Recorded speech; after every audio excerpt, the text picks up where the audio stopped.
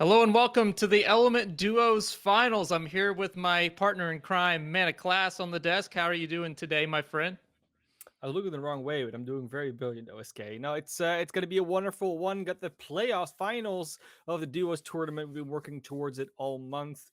Now we're finally gonna get the culmination, and I'm super excited for it because, well, it's the finals, OSK. It's been a while since we've seen duos in the first place. Now we get the qualifiers. Now we get the finals. So we finally get to crown a new, or yeah, just the first duos champions of 2021. Absolutely. There is some in-game prizes on the line. And of course, we'll be giving out to our top three finishers here. It's going to be very, very exciting. Real quick, one thing that we did get a little bit of communication with in our little pregame is that we're actually going to be fully on North America. We had one EU team drop out. That would be Next Salino. Guess who is in that team? And then we actually have Royal Ravens here coming up the rear, but they are on EU. They have went ahead and gave us the go ahead to just make the whole 6 games on North America.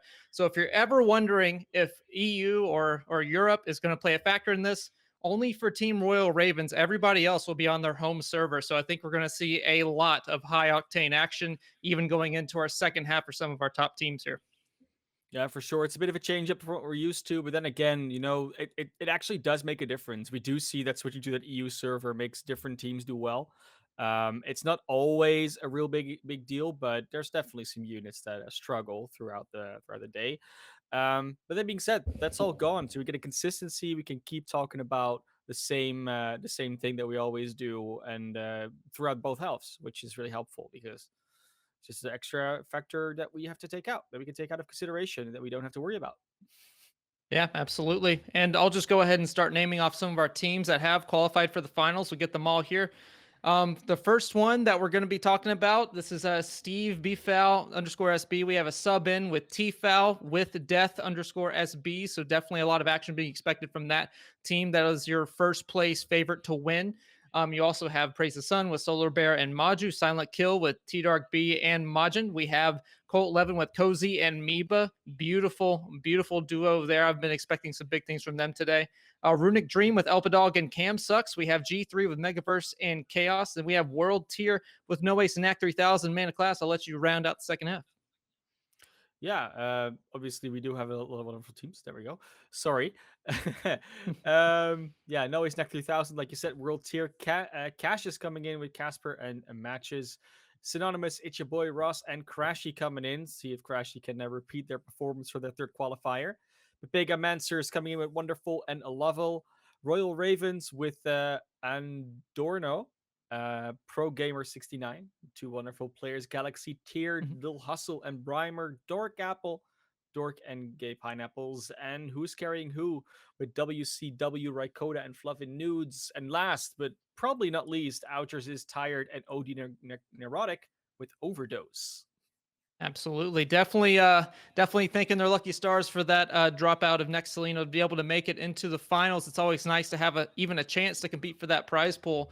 So we're going to be, going to see who's really bringing the heat today. I'm expecting some big things again out of Tfowl and Death SB. Definitely a lot of things from T Dark B and Majin. We saw them on the scrims, how great they're doing in this time and in this kind of environment. So yeah, it really does not matter who wins today. I'm just looking for them to put on a great show, and there's going to be plenty of team coordination, plenty of variety. You're going to see with the classes here today. I'm a bit anxious to see how much Frost and how many wind shears, as I do complain on Twitter, just a little bit. How much of that I'm going to see here today, but I have faith that a lot of these players are going to be looking for those flashy plays on the toxicologist, some great fireballs that we love to see. And of course, that Stone Shaper will always be landscaping out the kill feed.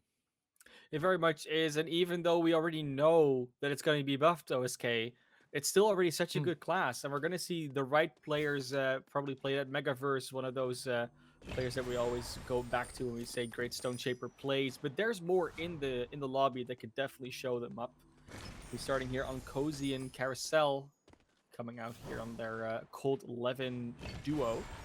Um, yeah, starting out straight away with that Stone Shaper and Toxicologist, so no Wind Ice, but it's possible that they still pick up some secondary gauntlets. Of course, if they land here, so they get that guaranteed rare wind gauntlet at the wind shrine. And then it can just keep on collecting other stuff. I already see an epic frost gauntlet coming out there, OSK. Someone's going to be running that. Oh, absolutely. I'm expecting again, like Frost, it's definitely meta today. It's definitely the best offhand that you can run on pretty much any class, save for a few.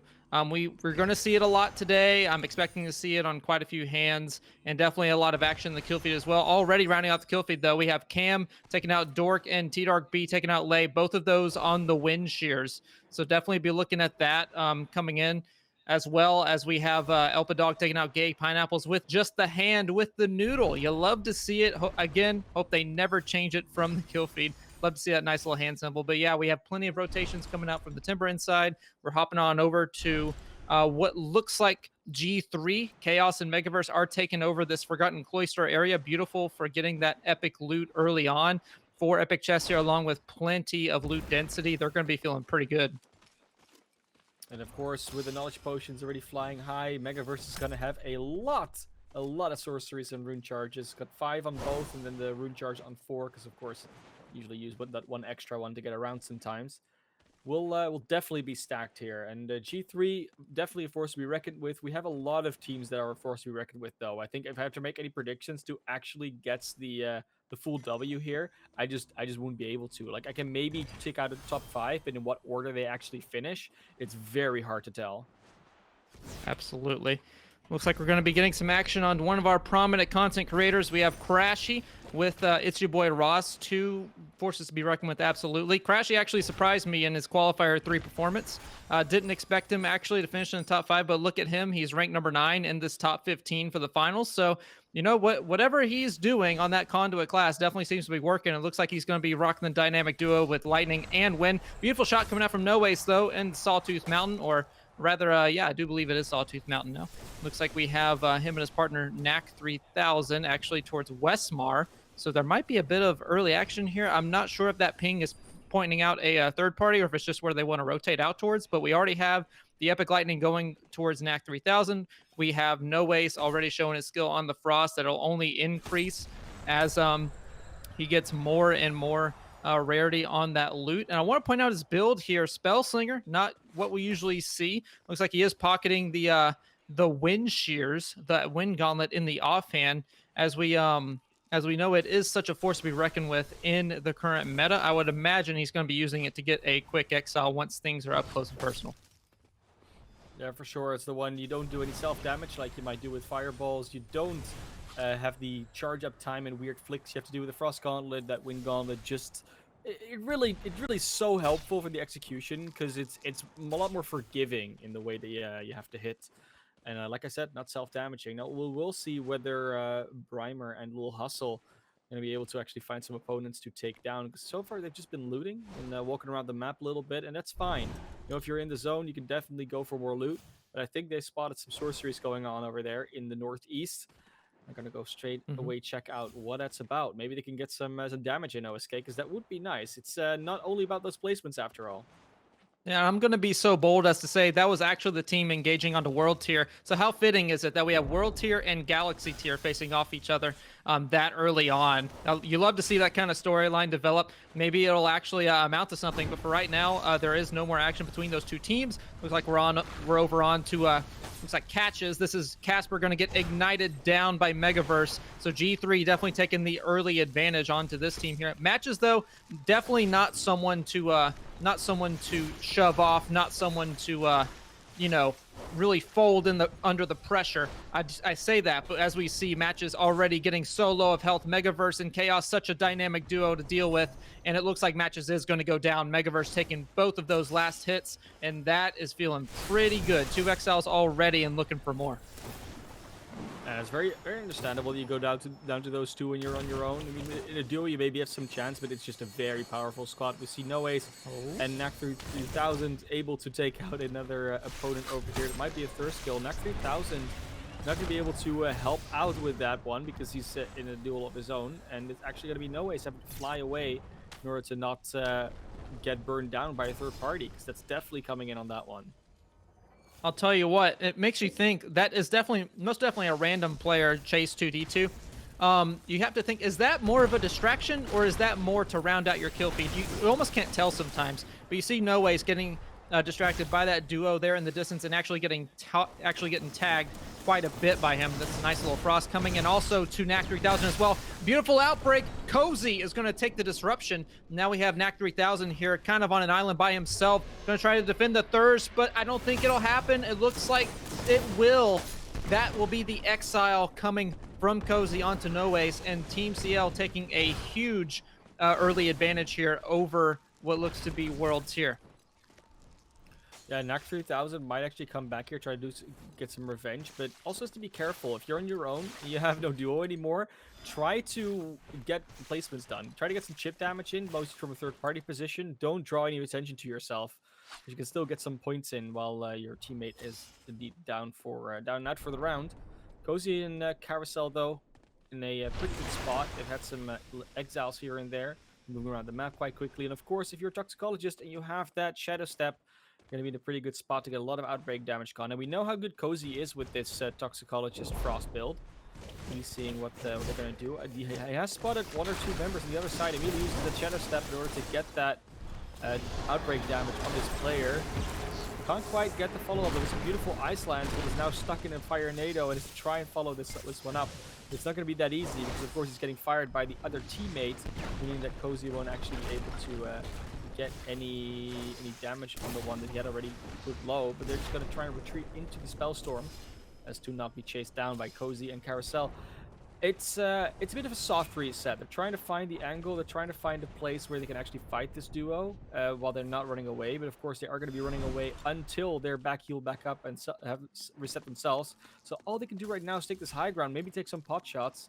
You do see this fortitude on 2 players at least.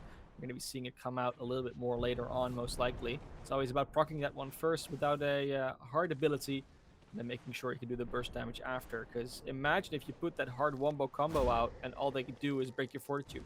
It's not what you want to see.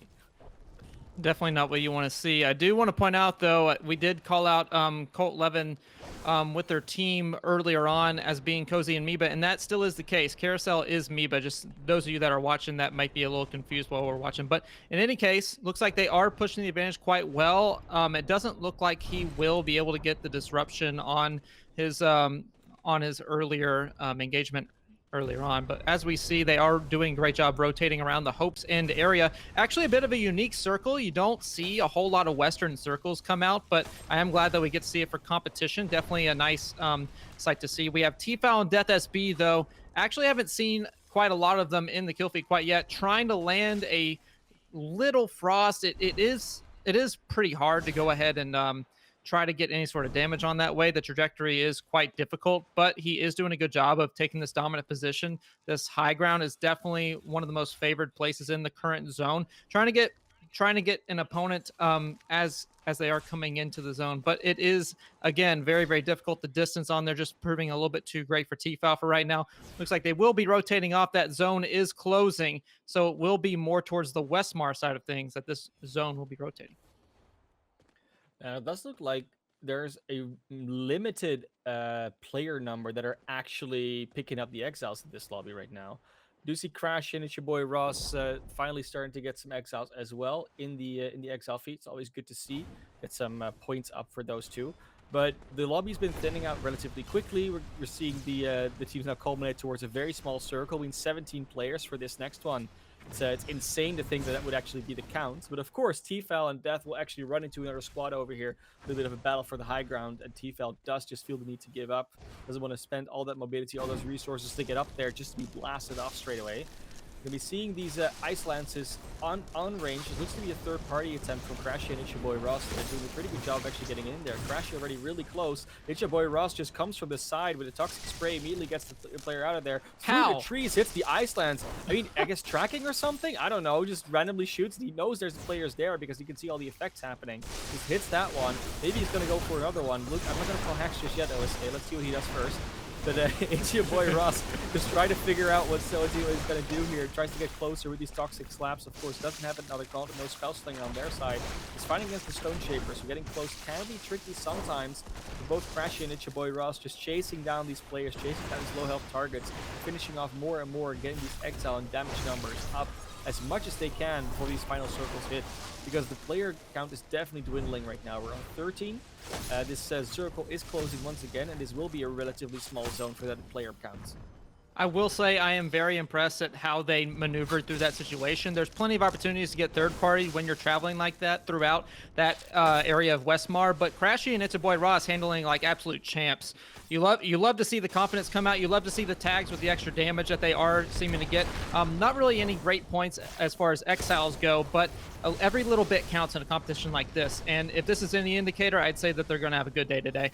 As you can see, It's Your Boy Ross kind of hold up on this flatter area. Definitely need to be a little bit careful at that Stone Shaper as we see on top of the hill. It doesn't look like they actually finished out the Thirst with Chaos and Megaverse, so G3 might be fully back up, and it looks like that's what It's Your Boy Ross is looking for right now. So we'll see how that ends up. As of right now, though, we do see one member of Silent Kill. That will be T-Dark B going down by the hands of Death. Very fitting with Death bringing on the death. But in any case, we have Colt Levin actually taking up a very dominant position here in the final moments of this circle. That big rotation coming in is going to definitely be in their favor. So we will see just how they're going to handle all the pressure that is sure to come their way. It looks like Carousel is trying to get a little bit of a vantage point, making sure that he knows where everybody is. Needs to be careful about floating up here, though. All of that. Oh, the double boulder to absolutely demolish the shield. Beautiful awareness by Miba, but we will see if it'll pay off, because now he doesn't have those boulders and he's being crashed on by what looks like Crashy and It's Your Boy Ross. Beautiful boulder fall from the flank, but now they're getting what I would say third party was getting attacked, but there's actually more than one player around here. There was 3 or 4. This is going to be a very close quarter engagement. Of course, they were in the prime position. We see this happen before. You're in that ultimate spot. You're exactly where everyone wants to be, so they're all going to come down, raining down on you. So what does Miba do? Goes to the exact opposite part of the map where no one wants to be, under a cliff, on the low ground. We see Little Hustle and Ryan are trying to get something going, while Death actually takes down Majin. So Silent Kill is actually eliminated from this round so far. 4 teams probably left, don't think there's any solos. So Little Hustle and Ryan are getting very low on health. Now trying to actually finish off this round and not die before anything like that happens, but they need to find a way to heal. This is not going to go well for them otherwise. Little Hustle and Brimer, they're trying to get the damage out. These boulders, these firewalls, everything is blocking their exits. They do take down one. T-Fel gets disrupted while he takes down Brimer. That's 2 solo teams right now. That's Brimer finished off. T-Fel was already gone as well, and that's the winners. I think. Actually, no. I don't actually know. It went so quickly. I think Crashy and Boy Ross, right? I think they're gone. I think Colt that was Levin? G3. I think it was G3 with even. Megaverse. I think that was a little bit quick. I'll watch it back on the replay to get you a final answer. But man, what a chaotic final circle. I mean, we really thought that It's Your Boy Ross and Crashy were going to follow through with that third party, but what comes right behind them, it is a fourth party. And I do have confirmation from one of our observers. It does look like it was G3 on the final exile. So in terms of placement, it looks like they'll be taking first place.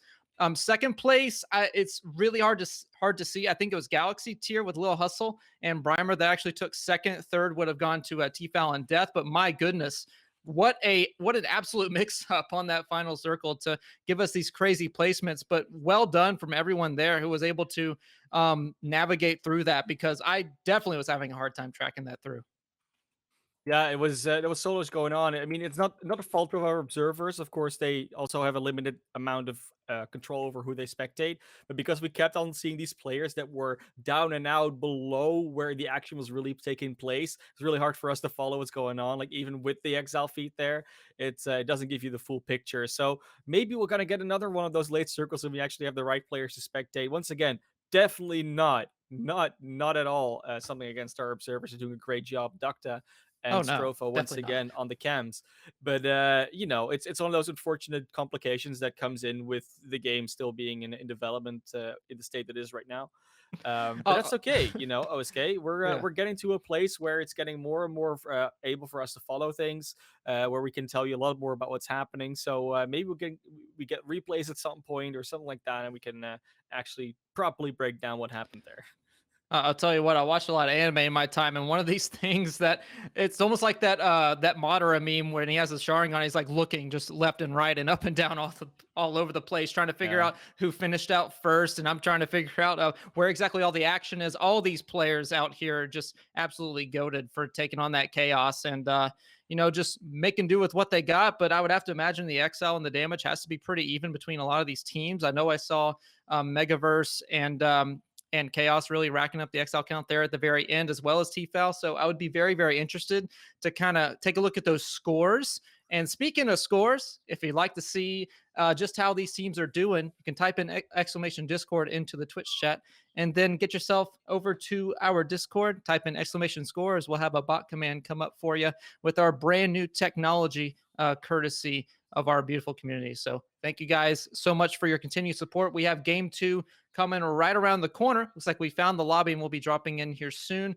I want to call out though that I believe that it was G3 taking over that It fourth party was. Yeah. scenario, taking over that high ground that really sealed the deal for him. I think them being the last to engage in that particular environment definitely paved the way for their win in that final circle. What do you think, man, class?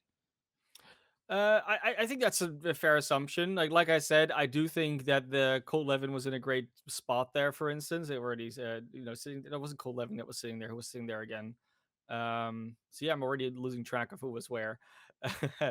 uh, no, it was cool. It was Cold Levin. Sorry. So Mm-hmm. Cold Levin was sitting up there, right? They had the high ground, and I said it during the fight already. It happens so often, right? That one of those teams has such a good position in that last circle, and then everyone like converges on their position at once. And G3 won that fight. They won that engagement where they took over that high ground where Mm-hmm. everyone converged on it. And while Miva was able to get away, Cozy was already taken down, and everything kind of unraveled from there. So that might be a trend that we're going to be seeing more of either today or in other series and tournaments in the future, where either that dynamic changes, where teams just don't take that position from the start, or where that position actually starts becoming more defendable in some way. I mean, Stone Shaper buffs would certainly make that more of a thing. You would think that high ground becomes stronger. Yeah, you would certainly think so. What I think that they're going to do with that is actually this is just my pure speculation. I don't have insider information or anything like that. But if I would have to pick anything that they could do to Stone Shaper, I would have to say maybe reverting Stone Skin a little bit to make it more relevant, and especially in the later game, because you only get your stone your armor regen passive by hitting the ground up to an armor level of about 20. And what it used to be is that you could just take that concept and apply it to your entire armor bar. So I think that Yeah. that's what they're going to end up doing. Maybe just increasing that maximum value to 50 instead. That would be my prediction. But it'll definitely be interesting to see how that is going to affect the Stone Shapers play as a whole. I think that it's going to be more of the same and just provide more of that reliability that you don't have to rely on damage so much. Yeah. Definitely make a fervor more relevant in that aspect, as the faster you can cast your shockwave, the faster you can get your armor up, the more tanky you can be. So Yeah. I think in terms of the broader scope, it will definitely be more of a tank role. Definitely make it stronger in the meta. You can theoretically, live forever as long as you're not up against a good toxic player. So Yeah. um, it'll definitely be interesting. But as we uh, Well, I as we mean, are queuing just up. to put it just to lead in on that a little bit, OSK, it's like it does actually feel like they're starting to define these classes as playable roles rather than just the elements that they're playing. So Mhm. you have the tank in being the Stone Shaper, and the sniper in being the Frostborn, and the all of that coming out, and that does feel nice. So maybe we'll see more of that coming out, and then the game starts making more sense in terms of a balance, because if you look at different classes rather than at different elements, it starts also mentally making more sense to why certain classes are so much better in certain situations. Certain Mm. yeah, certain elements are. So but yeah, like with that being said, indeed we need to start talking about the next game, OSK, because it's Yeah, going and to speaking happen of at some that, point. yeah, speaking of the next game, as you might have figured out by Megaverse and Twitch chat, we do have a Riku Game 2 Electric Boogaloo situation going on. So as soon as we find that next lobby, we'll be dropping in, of course. Um, and I'm really going to be interested to see where this next zone ends up. I know we've been seeing quite a few memes on Twitter about how many times it ends towards the center part, and Sawtooth and Halcyon. It was very nice to see that western side be finished out for game 1. And I'm going to be interested to see if we are going to get more of those chaotic circles that we saw in game one, or if we're going to have more of a spread on the action, more evenly paced throughout the entire match instead of just Yeah. right at the end. I think that would be a little bit healthier in terms of who is going to be the top team to rise up and take that prize pool. But yeah, I mean, if it is going to be a chaotic final circle every time, I'm not going to complain. But I would very, very No. much like to see, sort of this 1v1 action, so I can, get it right in my head who really deserves to win here today. I think what we are seeing though with those chaotic glass circles is we're seeing the playing field really come together. We've had a lot of tournaments where the final circle is relatively empty just because there's one or two squads that just empty out the entire lobby before they get there, and then it becomes to a 1v1. So just this situation where there were 13 players in that last final zone, that just shows how much closer the field is becoming over time, and especially in duos, which is a mode where the solo mechanics matter, but you also have some form of team play. So it's like that perfect hybrid between, it's logical between solos and squads. But I'm looking forward to more of these closer lobbies, like maybe in an environment that we can follow it the action a little bit better. But I just want to see more of those, like you said, the 2v2s happen throughout the game, so that we get to the final zone. There's just like the best left, and then it might not be a 1v1, but then you get that strategic rotating, like who goes to fight who, when, etc. But Mhm. that's my wish. That's how I like it. Yeah, it's the difference between a boxing match and a train crash. So, Really, it it yeah, it is one of those things that I do hope happens. But yeah, as we are looking forward to the future of Spellbreak, and we have Chapter 2 coming up. Of course, we do have Stone Shaper buffs. I'm really interested to see what that other class that Seth was talking about is going yeah. to be, the other class that is buffed. I mean, we can start brainstorming all you want, but I honestly, at this point, I really don't know what to expect with that second class, because, I mean, they all It's seem fairly hard. good, right? Like, they It's all hard seem to fairly think. good, The one class that I would look towards maybe would be Pyromancer. For maybe. the sheer reason that everyone keeps always everyone's always complaining about conflag being such a weird thing to have, like, because it doesn't Hmm. do much. So maybe they're looking in that direction. Maybe the fireball has a different purpose. Maybe like you get like a longer firefly or something like that. Like there's definitely possibilities. Maybe the self damage you do when you do like a close range fireball gets changed. There's definitely things you could do with that class, and we don't really see it run as the main class a lot. It's not that popular. Like, so usually you see Stone Shaper and then fire in the offhand. Sometimes even, I don't know, Conduit with fire in the offhand. But Hmm. there's not that many pyromancers in the game, and I think they might want to change that. Yeah, that very well might be the case. As notably though, we did see in that final circle that Tfal was on the Pyromancer, and he actually got quite a few Yeah, number of exiles. So well, for sure. it's definitely still in the conversation in terms of competitive play. And to that note, I mean, really all the classes are in a pretty good spot in terms of like Yeah. their attendance here in competitive. I would say maybe the only exception is Tempest. Don't really know why, but Tempest does seem to be eluding us here. But for the most part, I mean, every class does what they do pretty well. The only thing that Yeah. I can think of is maybe you tweak pyrolysis to or conflagration to then bring back yet another class skill that we had in the past called Born of Fire, where you actually heal off of your flame sources. That would be pretty cool. I would Hmm. definitely be a little bit better than what I would think pyrolysis or conflagration would bring. Definitely, I mean, I could go on all day about how bad pyrolysis is, but enough of that. I do have confirmation that we are dropping into our game two. It doesn't seem like there will be a requeue up to this point.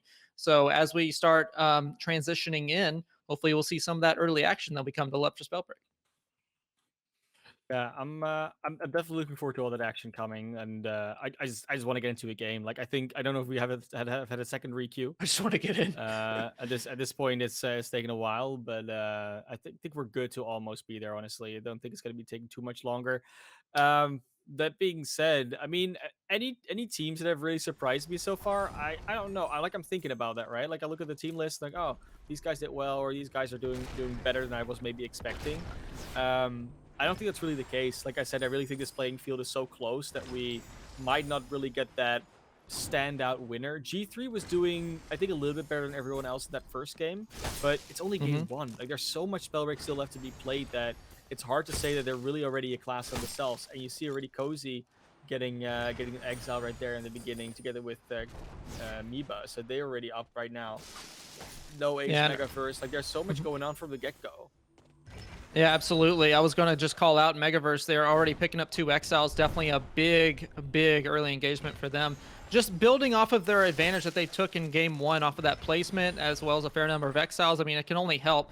And as we were talking about with some of the randoms that we get in some of our competitive matches, whether they are kind of stat patters or if they are going to be more of a distraction, it looks like in the very early game, G3 is taking everything that they can get with that, sort of that feeding into their damage score and their exile score. As I say that, though, looks like CL Cozy is having a bit of a similar thought, as he will take 2 more. So that is, I believe, 4 exiles at this point, going straight to Colt 11.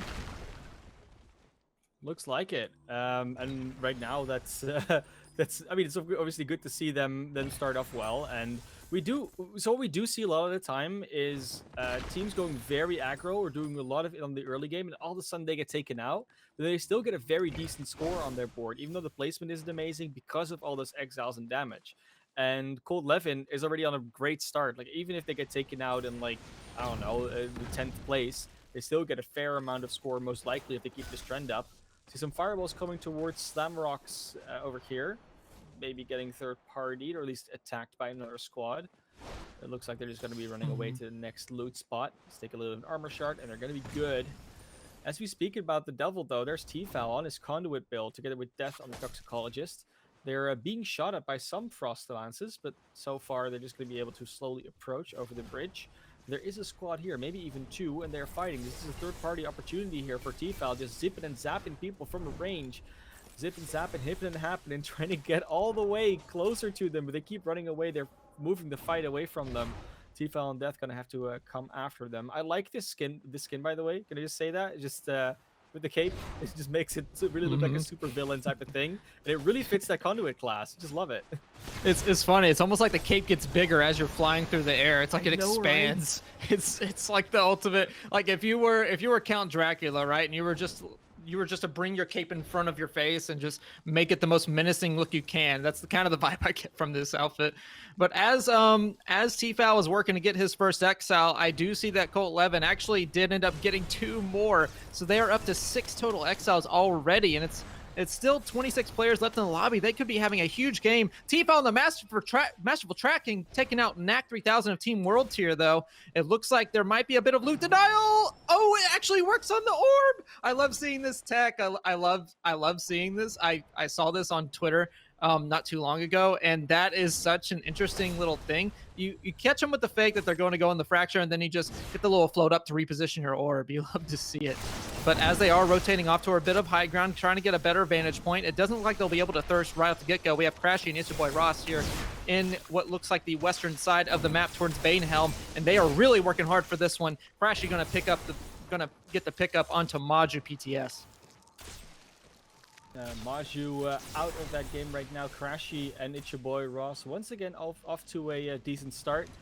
Not the fastest one though. Like, they've only get 1 exile each in right now, so it's 2 exiles. But in a duos lobby, when there's 25 players left, it's good to have at least that buffer in. When you look at, I would say when you look at what's generally going on in these lobbies, there's not that many duos that are getting like these 3-4 exiles plus per person. It's really a very competitive environment where everyone gets 1 or 2 exiles, and then at some point you get whittled down to those last few, and then you can maybe start ramping it up, because it's hard to find these duos. They're very spread out. Absolutely, and that's kind of the challenge too with squads and duos, is that they are indeed very spread out. There is less points of contact, as we like to say, in the analysis side. Megaverse from downtown, though, with beautiful fireballs off the bedrock and then the follow-up. It was a pretty nice combo, but he will be forced out by this Conduit player. So I'm not sure if it'll actually amount to anything. It looks like they are just doing the handshake, the hard reset. Chaos looking for a quick little frost into any sort of opening. Though as we see the spring step coming in, they are trying to reposition onto G3. We'll see if they are going to take the countermeasure, but it looks like they're just going to be content to take over Sawtooth right here, making sure that they're not being approached from behind, making sure that they do have the area control. We do see 2 exiles from earlier on that Megaverse happened to pick up. So definitely a big boon to their damage score. But as you can see, they are getting kind of tagged out by what looks like a Frost user. So they will have to make sure to keep the movement up, make sure to keep all the defenses up. For right now, G3 Megaverse and G3 Chaos just content to hold down this mountain. It doesn't look like they are going to be able to find any earlier exile, so it might just be a late game style of play for them. It's very possible. I would not be surprised at all if that's the way they're going. Right now, where the zone is moving, this could actually be a very interesting high ground opportunity for a few players. But that eastern circle is relatively rare. We don't see a lot of those that don't end on Sawtooth, at least. So I'm very curious to see where this is going to end up, because it's still very wide. Alpha Dog and Alpha Dog and Camstocks are in a 2v2 right now, though. They're actually being in a duel. So that's exciting to see. But then we see Alpha Dog healing. Cam just trying to run away, but he gets actually disrupted. And that's going to be T-Val coming in. T-Val and Death trying to do Alpha Dog a number on them. And that's going to work out quite well. What a nice crossfire they set up there. That's exactly what you want to do. You want to set up that angle for Death when you're T-Val. Just jump in on him and make sure you can get that exile together. Because if it's a 2v1, you can do that.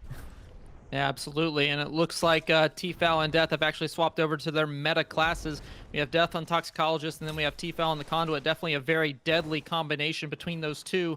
But as I say that, it looks like G3 Megaverse is going to get tagged out by a Frost of his own. Takes a quick reset. So now, no harm done. Looks like he will go ahead and try to practice his tech. I know he's looking for it. That new tech that allows you to block 2 out of the 3 spreading sickness toxic clouds that he loved to brag about on Twitter. I just get all my information on Twitter, apparently. But as he is rotating out towards his flatter land, definitely a big advantage for him. 1 Shadow Step burn, definitely keeping the timing on that rune. But it doesn't look like he's going to be looking to engage. Still trying to play that safe game, that passive game, just looking to take over into the later parts. But for right now, it looks like this is going to be an engagement onto T-Foul and Death SB. If my memory serves well, G3 and what looks to be Steve B-Foul underscore SB. What a name. But looks like Chaos and Megaverse both going to get tagged out just a little bit, having to take the reset. We'll see if they can recover and take this fight. I think they saw the third-party opportunity come in, and they were like, we're not going to be third-party. We're going to make sure that we can maybe re-engage as a third party. And it's a wise thing to do. Like, definitely don't stick around there if you know a third party is coming in. That's when you need to disengage. So they're taking their sweet time. They're taking their sweet knowledge potion. They're going to be able to re-engage whenever they wish to, whenever they're ready to do so.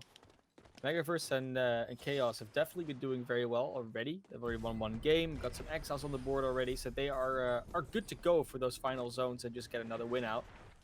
Meanwhile, Crashy does get that disruption, actually the exile on Raikoda.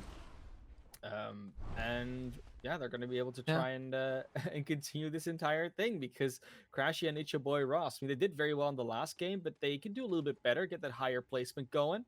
And I would not be surprised if they potentially win out this game. See the aggression coming out from them. There is a Space Dorito over here. That's probably going to be taken by Megaverse. And then, yeah, they both found one. Where are they going to drop, though? Because this is not a big zone. They really need to be careful about where they go into it. Yeah, and as you can see there, I really hope that ping isn't going to be an issue for Megaverse. We saw him lag out just a little bit. But as we go forward here, we have Matches and Casper on Team Catches. Very creative name. Matches with the double snipe, though. Absolutely destroying T-Dark B. Excellent job catching him in that movement trap at the peak of the levitation. Absolutely what you want to do as a Frost user. Now he has the advantage. It is just going to be Majin left on that team. It looks like that there are actually multiple teams trying to converge on that position. Excellent awareness from Majin to go ahead and tag the Toxic Cloud with a bit of lightning to stun Matches out of that thirst. So for right now, T-Dark B actually is going to be a bit safe. There will be more time for Majin to rotate over. Time will tell if that is going to actually work for them. And it looks like the answer is no. Match is already collapsing on that position. Looks like the pressure might just be a little too much for Majin to take care of. And there's also a third party. So this is a very, very dicey situation. We'll see if Matches can pull this one out here. Yeah, very doubtful, very deliberate with this tactics though of the matches. And both going very low. It's not a good situation, but they did take a high ground position here. This is a very good place to fight from for them. They might not have that Stone Shaper prowess to just be on that high ground, but with the Toxicologist, with the fire, they can, with the Pyromancer, they can actually set up some Dragon Fire traps for anyone who wants to come into. That could be a good combo wombo, I like to call that sometimes. I hate you. I know. I said I was gonna do it before the broadcast. I'm always work it in. But yeah, we're gonna have we're sorry. We're gonna have them actually be able to get out of this one. And Crashing meanwhile has been taken out by Mega First Pro Gamers, going down to Cozy. So we are working with seven full squads and one solo in Boy Ross. Someone's running into a freeze here. A lot of flash freezes coming out. It looks like Casper's not going to be so lucky. That's, I mean, that's a lot of knowledge going out there. But somehow it's your boy Ross comes in here, gets that exile, and that's great. Does get taken out by Tfal, but it's an extra point and an extra placement on the board for that squad, which is exactly what they wanted out of that solo play. So Crashy going to be licking his lips at that one, saying, Ross, you did a good job. You're indeed my boy. Death and Tfal going to be going to the next fight in OSK. I see the lightning strikes drop in, and that's exactly what happens to Majin. I'll tell you what, though, Darkbreakers is picked up. So that means that Majin actually got the double kill onto G3, which is a huge pickup. We have Tfal looking for the thirst, not going to pick it up. Death SB on the cover here. But it looks like Majin actually hasn't been thirsted yet. I would imagine that is that orb that we're seeing there in the ravine. But excellent job by Team SK.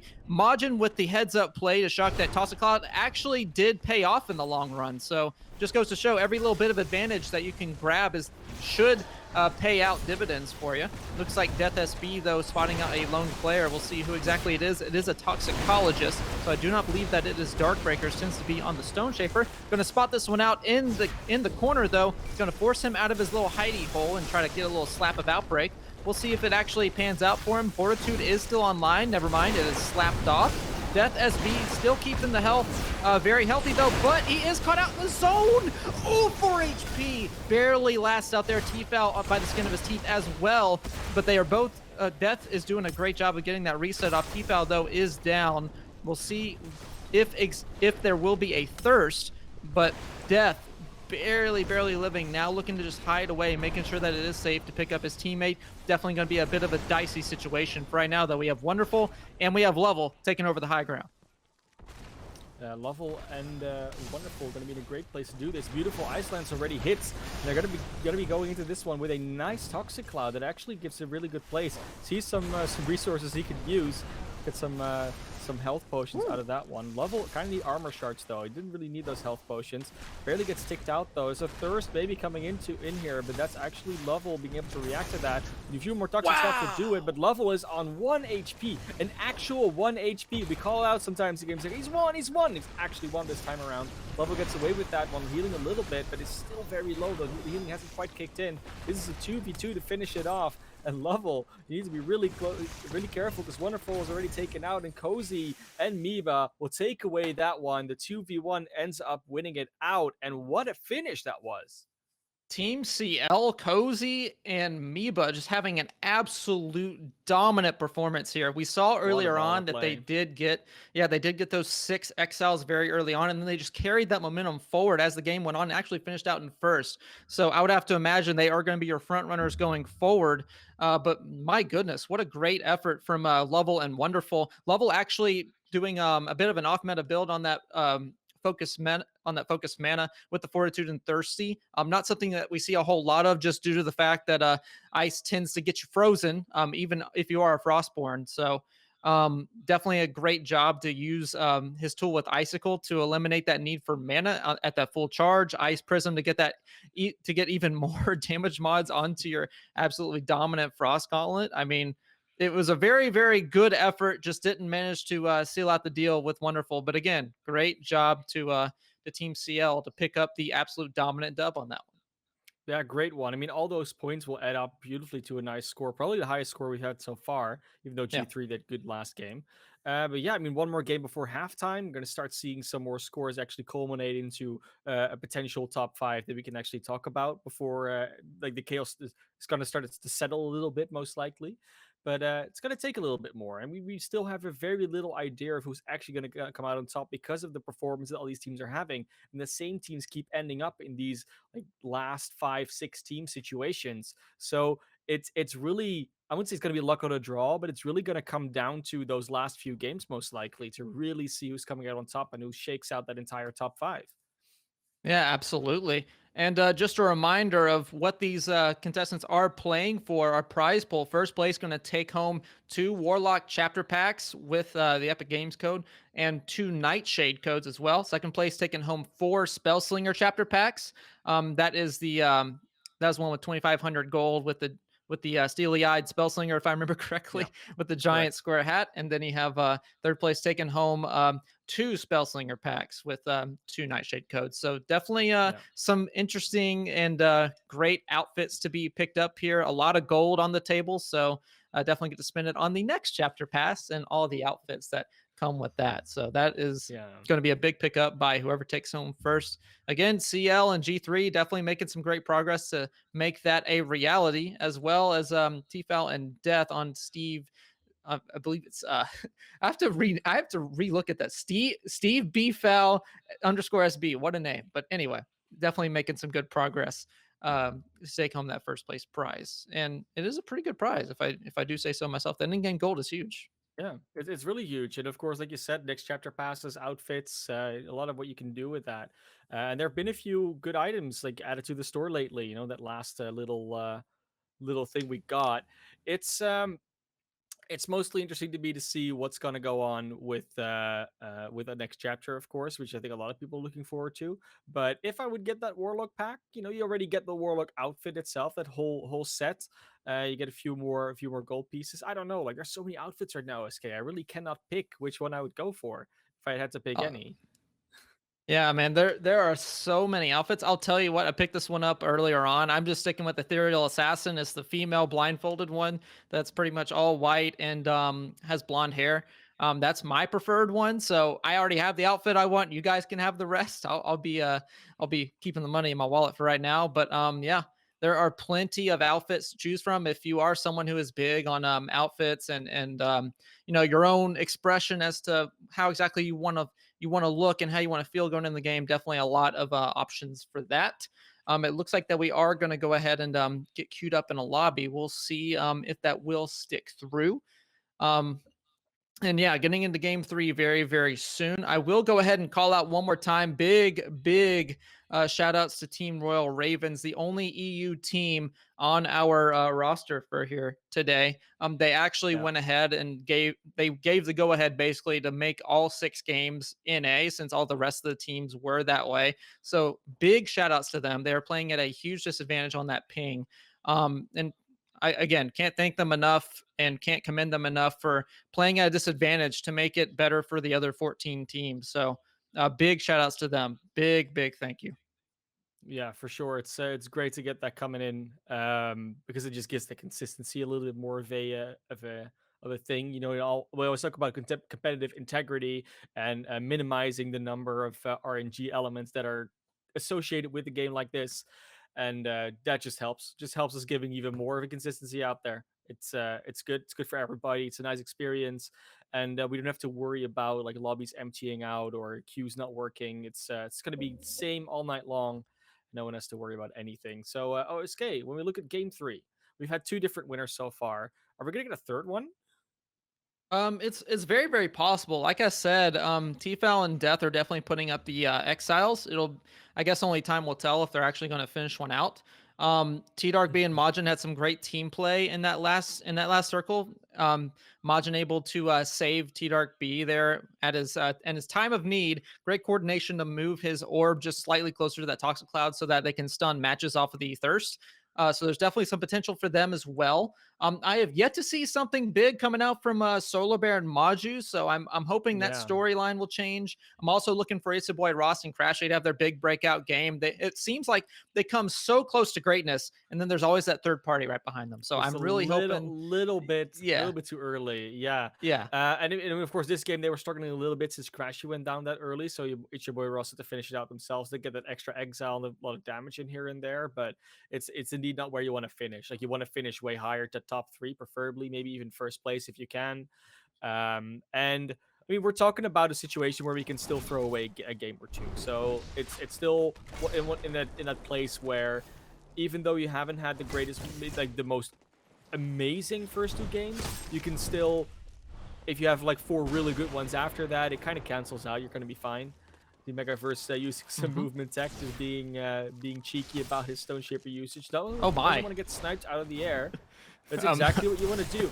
I mean, it's what you do, right? Like if you don't want to get hit, always keep moving. It's the number one rule of these type of games and FPS games, etc. If you stand still, they can actually hit you. So don't stand still. And Megaverse just goes in and takes down the Fluffy Warrior. Well, Chaos had already taken down Resnesny Kiec, something like that. I think it was close. I think it's Polish, maybe Czech, Leave it something to like the that. European to solve the European name. Thank you for that one. Probably, You're gonna yeah. roll your R's at some point in this broadcast. I'm glad you could pronounce that one. So anyway, very very ironic of Megaverse here to actually make up for his class's relative lack of movement, which is very very nice to see. You're seeing a Stone Shaper just have jukes like that. Like, are you insane? Megaverse definitely feels that way. One XL to him, one XL to Chaos. G3 off to a great start. We also see Dork taking up 2 XLs for himself. So a lot of early action being had out here.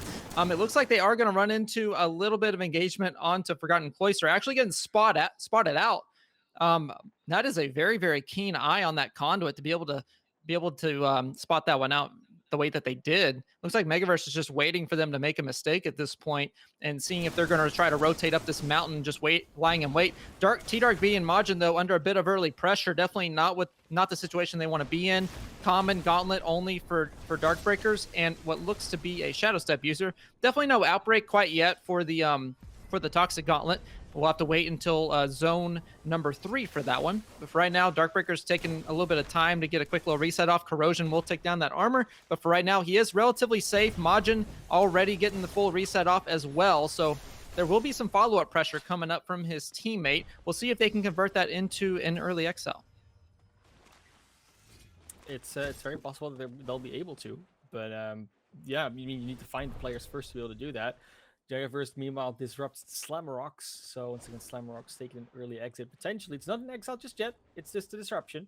But there's plenty of exiles that usually follow after that. So we're just waiting for the confirm on that duo exiting. There we go. There's Chaos taking out the beautiful question mark. I like it when people are able to put their names like that, or it's not actually a word, just a panda bear or a bear, or whatever you want to call it. It's great, but Alpadog and Camsucks are actually being chased down by another duo over here, trying to get a position from which they can actually fight, and looking where the shots actually came from, because they might not even know. But I think Alpadog has some idea of where shots were fired from. Running the Frostborn, actually, not something that we see happen a lot anymore these days, but if you think about it, if Camsucks running that Toxicologist, you could potentially set up some shield walls with the Toxic Clouds, to do a few other things with that. Oh, there's the actual attack coming out. Alpadog spotted that here. They're coming. Gets the snipe straight into the face, but they both get hit. Camsucks goes in closer for the action. That's the Toxicologist power for you right there. The Alpadog doesn't quite want to let them go just yet. That's the escape. They want to go back into that dust pool hold in order to be able to be safe from this duo, but it's not going to happen. The attack comes out on the other side. It's Fire NATO coming their way, but that is not how close you want to get to Alpadog and Camsucks. You're going to get taken out in no time, and no ace is now on the ground. The partner is trying to cheeky teleport away. Alpadog does take some damage as a result from that conduit damage, but these lightning bolts are not going to be enough to take down the Alpadog. Alpadog is looking for the follow-up, and they're just trying to chase this down. With the Alacrity, they should be able to be a lot faster, even with those teleports coming out. But it's not that easy. You don't want to give up all that mana just for the movements. You want to keep some left for the actual exile. And the Camsucks decides, you know what, we're just going to go for the Thirst. We're just going to let it go and let him get away, because just taking down no waste is already a big boon. You get that exile guaranteed, and that's all we need for now. Yeah, very big pickup for Team Runic Dreams here, member of World Tier, going to go down. Knack 3000 all left on his own.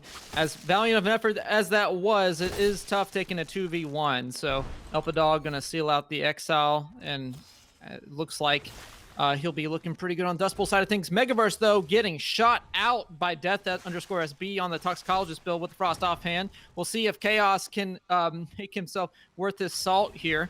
We'll see if he can follow up into a quick little res for Megaverse, but that teammate for Tfal definitely going to be putting on all the pressure here, and they have the health advantage, they have the height advantage, they have the rarity advantage, and that is going to be 2 quick exiles. G3 is out early. G3 is not going to be able to win this one out, and that's good for a lot of other teams, like for any other team really, because G3 was definitely taking a little bit of a lead, I think, over the others. I haven't seen the scores just yet, but that could be a good opportunity for others to really gain some ground on them. Now, of course, this is most likely going to be their throwaway game if they keep up the consistent performance, but it's still something to work with. It means that not a lot of points will be taken off their score in the end, and that's a great thing to do. Great thing to live with if you are Death and Tfal and everyone else in the lobby, really. So we're going to be seeing how this game progresses. I've been liking Tfal's conduit build, though. I will say that. Like, he's running that fire in the offhand. The fire in the offense always been running. Lightning and fire seems like a good combo. It almost seems to me surreal that fire and electricity have no combo potential. Like, there's no interaction between those elements. I will say this, though. If you have a fire puddle on the ground, and there's nobody within your Lightning Strike sorcery, that lightning will actually go towards that fire puddle. So there is a little bit of one, but is it useful? Absolutely not. It is not useful at all, because if someone's in that AoE, that's why I was saying, right? That's what I was saying. Like, maybe we need something with fire because it combos with it comes with a Toxicologist, with the Vanishing Mist, etc. With the Toxic Cloud, it combos with Tornado. You get a Fire Nado. But other than that, it just counters things. Like, it just stops ice from coming through. It turns ice into puddles of water. But it's not that interesting. Can you put a rock on fire? Yeah, right? You can put a boulder on fire. Yeah, you can set a boulder on fire. I like to call those meteors. It's always nice to see them falling from the sky with that flaming meteor strike. Let's go. Yeah, it's something that we used to see quite a lot in the early days, but not so much anymore. It looks like Match is going to take out Raikota, though, and Majin will follow up the Exile onto our Nando. So this will be our EU players out. Again, big thank you for them allowing us to do NA all 6 games. Big shout-outs to Ravens there. But looks like Tfal and Death going to just take the loot for themselves, going to just yoink it all up. We have all epics and a few legendaries coming your way. Looks like it'll be Steve. I'll pronounce it correctly this time. Steve BFoul_SB up against Silent Kill. So we'll see who ends up at the top on the top of this leaderboard. We'll see who ends up at the top of this kill feed. For right now, though, it looks like nobody because they're just running. Yeah, I mean, sometimes you just need to take that distance. Kind of anticlimactic. Yeah, it kind of is, but then again, if there's still 22 teams in the lobby, do you really want to take that risk of taking that and then maybe getting third-partied? I mean, they're making sure they're in the right position in the circle right now. It's still quite sizable, so they have a little bit of ways to maneuver around in. Then we're going to go over to Casper and Matches, seeing what they can do. Casper, of course, a lot of his gameplay is centered around these ice lances, being the Frostborn in the first place, but always hits a lot of those as well. So I'm looking forward to seeing a few snipes come out, hopefully, in this coming segment. He's seen a few people. I mean, he has the eyes on a few of them, but it's all about can he actually hit them? And the ice lances are also flying his way. Just shoots through the trees. We've been seeing a lot of people shoot through trees. Is the movement becoming too predictable in Spellbreak now? Is that what's going on? I will say that there are quite a few momentum and movement traps that you can find yourself in if you are levitating too much or finding yourself peeking on some runes. So there's definitely a lot of prediction that you can find in the game right now. It is still very, very difficult to hit through trees, obviously, but there are a few tricks that you can, if you master how to counter these momentum traps and movement traps, then you can definitely land a few more snipes than you would otherwise. So you're just seeing some of these top players make great use of that. We have Casper, though, without a Tundra. It's going to be a bit of a dangerous situation. He does have the Harmony, though, so not going to get frozen out himself. Going to opt for the quick reset while the distraction is going on. About 45 seconds before he has to move out of Fort Halcyon, along with his partner Matches, definitely putting on the pressure. That's going to be a quick little pickup onto Elpadog, so it's just Cam Sucks left on Team Runic Dreams. We're going to see if we can get the quick follow-up. It looks like Casper's closing in on the position, matches on the follow up. We will see if they will get this quick little res or the thirst off. But for right now, they are holding down the fort quite well. Yeah, they're for sure keeping a track of where the orb is running. Of course, very logical to do. I mean, if Kamsak is gonna go anywhere, it's gonna go after where his teammate went down eventually. So they're just Oh, making sure they keep a track of where the yellow orb is. I think he might have lost it. I'm not entirely sure. oh my goodness, this is I think huge. he did lose track of it, didn't he? I think they did. They don't I mean, protect the I think president. It worked. I think he knows where it, like, roughly where it is. He's just looking for movement around it, but Dude, he he hasn't looks seen lost. the movement come out. He does not There know they are. where I it mean, is. there they are. They The were pickup- under. They were under a gap in that building, and now they're getting straight away almost Thursday. Well, not Thursday. Almost turned on. But of course, that health is going to be so low that eventually you're going to get it down. Oh, the problem is no! that matches actually got taken down, so it's a 1-for-1 trade right now, and the heals are coming out. But who's going to be able to take away this one? I think Oh they're my now going to goodness. try and res their own team up. No, Casper is just healing, making sure he's not going to get caught by the zone. And now he's in the wrong place. Matches will get picked up, but they have to make a run for it in order not to go down to the spell storm. And then they have to actually still fight, most likely, because both of them are going to get picked up. I'm pretty sure Elpadog will also be picked up here.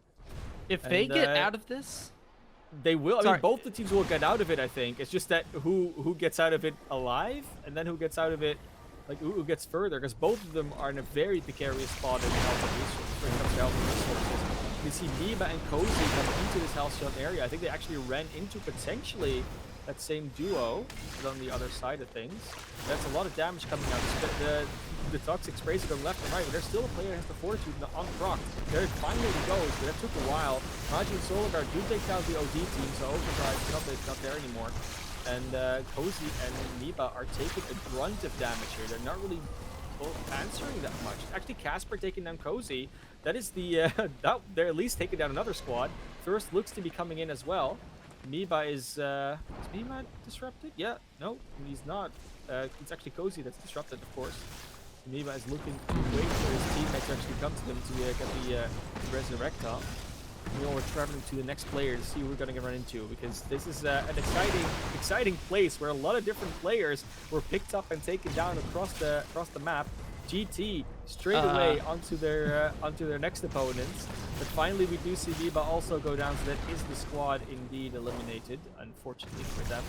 But T-Fal does take down Casper. They're just going back and forth, these squads. It's amazing to see. Galaxy tier, though, looking to get an exile or two on a few other players. They do finally get Fluff and Nudes out, and Solar Bear gets matches. T-Fal gets Casper, and T-Fal also gets Solar Bear. And there goes Maju. Galaxy tier is just mixed in this thing. Once again, Halcyon is just a culmination of everything in the match OSK. oh my goodness, you're seeing Galaxy Tier take out Gay Pineapples as well. This is a 1v1 situation. We have T-Foul and Death against Galaxy Tier. Who is going to end up on top? We have the health advantage from Steve B Foul _SB, and it looks like the finish. That is going to be your first place finish here. Steve B Foul _SB. The prediction on my end, I do have to to go ahead and stroke the ego just a little bit, but a great pickup from them nonetheless. Lots of exiles, lots of damage, and a great first place placement. Sometimes you really have a it was bound to happen feeling, and this time yeah, that's definitely a thing. They got it again. Oh, they got it finally. And in our last game before halftime, it's a good job of them to actually be able to do that. And now we can start looking at some scores, so the scores to actually start making sense, have an idea of where everyone's on. So I'm actually gonna do the thing where we type in !scores in our Discord to figure out where everything comes out. Um, Mm-hmm. so it looks like right now, as it stands, on the first place we had Steph Bfal _SB. G3 was Mm-hmm. on spot number 2. Colt Levin on 3. Silent Kill on 4. Synonymous on 5. And Pepega Mancers on 6. It's not quite. I'm not quite sure if the scores of this game are in there as well. I doubt they are. But that does mean that we have a fairly close affair going on. There's right now at most 600 points between the numbers 1 and 6, and that sounds like a lot. But if you gather that's over 2 games, it's not that much, because you can apparently clutch it back quite quickly. And G3 will have lost a lot of points with that one. So when we go into this next half OSK, we're going to have more of an update on what the actual scores are. We'll get back to you right after halftime. But OSK, what do you have to say about this first half? I will say though, it was a very, very eventful, very, very chaotic first half. We'll see if that is going to change in the second half. Like you said, only about 600 points between first and sixth place, and we still have those dropout games. And with everyone being on EU for the most part, it'll be very interesting to see if we are going to have any of these comebacks or if it will continue to be the leaders of the pack leading the way through to that prize pool. So stick around. We got a quick little halftime, like Mana Class said. Don't go anywhere. We'll be right back. Yeah. Hello and welcome back to the Element Duos Finals. Back at you, me, OSK, my friend Man of Class. Here, ready to take this second half on NA this time. No switch off to the European side of things, courtesy of I believe the team name is Royal Ravens. Their only EU team went ahead and gave us the go ahead to just make it a full North American game. So kudos to them and a big, big thank you. Let's make sure to get a shout out in the chat for them. But here we go. North American, game number 4. North Who are your America. picks going forward? Well, we actually have some more information to go off of OSK because we've got the top scores actually listed out. So if you can have them on the screen, everyone can read with us. A beautiful Hey, top 10 coming out. Steph B Foul underscore SB is leading right now. 1101. Colt Levin with an 806.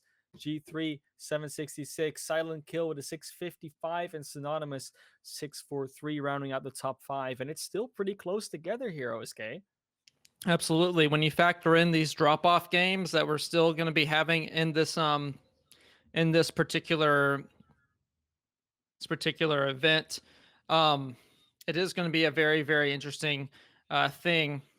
It's going to be a very interesting thing to think like who could have that breakout game to who could have that breakout game to kind of round out their score and just really come forward, have that sort of comeback story. I'm thinking Galaxy Tier might be in that discussion. Might be synonymous. Silent Kill could very well have a breakout game. I'm just waiting on these teams to have that one big game that they can then use to forward their advantage from that point on. Is sometimes you do only need one, and in this case, there's plenty of teams that with that one game would just be well peaking. They would just be up there right now. So when I look at this right now, when I look at all these teams that are out there, I think maybe Praise the Sun and Runic Dream and Cassius might be too far away, but even for them, it's still very possible if you just because it's not just you having a breakout game. Sometimes you also just get lucky that another team like drops. For instance, G3 being on place 3 right now, that all has to do with that one game that they didn't do so well in, like that third game. So imagine if that just keeps happening twice more, then all of a sudden they're in the place where Runic Dream is right now, and Runic Dream goes up. Like there's so much so many possibilities for this thing to still shake out, and I think that was sort of what we were expecting going into this event. But that it actually shaking Mhm. out that way is always very nice to see. And I mean, of course, shout out to our man Crashy being on place 5 right now, very close to being 4 or 3, even to 2. It's all still possible. We said it. They just need that one breakout game, and that just goes for so many in this list. I will say if Crashy wins any part of that, if he wins any part of that prize pool, I know exactly to where it's going. You'll need to have to think twice about it. That's going straight to a little giveaway post. So hopefully he'll be able to find himself in the top 3. We'll see just how high he can get. Again, we're waiting for that big breakout game that it looks like him and it's your boy Ross are really preparing to really have that breakout game. I mean, it looks like they are Yeah. going to snowball their advantage and really just take control of a game. And then what happens? They get a third party in the back. So I'm really, really hoping that they can, position in a way to where they can play a little bit safer, but still seal out these exiles that we know that they have been all day, just need to last a little bit longer. Yeah, for sure, and that's something. That's all it takes. Just staying alive for an extra longer. You get a few extra exiles. You can definitely get some more damage in most of the time, and that just boosts your scores by a lot. Like it really does. And because as much as we say placement doesn't really matter as much, it still matters for your damage and your exile counts. Now, when I look at a few of the other teams on the list, right? But like when I look at the just the top 5, the top 6, the top 7, maybe in general, I do think that there are a few that are maybe surprisingly low or like not exactly where we expected them to be.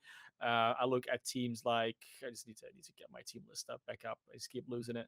There we go. I look at teams like Runic Dream, Camsux and Elpa Dog. They've been Mhm. doing okay, but I think I personally expected them to maybe be a little bit higher. But that is, to be fair, that's also just the nature of the lobbies that we have right now. It's so competitive that any of these teams could potentially be in spot number 9 or 8 where we wouldn't expect them normally, but there we wouldn't expect anybody, and someone's going to be there. So, yeah. Mhm. That is a very important point you bring up. Every single one of these players had to fight like hell to get to where they are. They are part of the top five of each of their particular qualifiers, so they had to.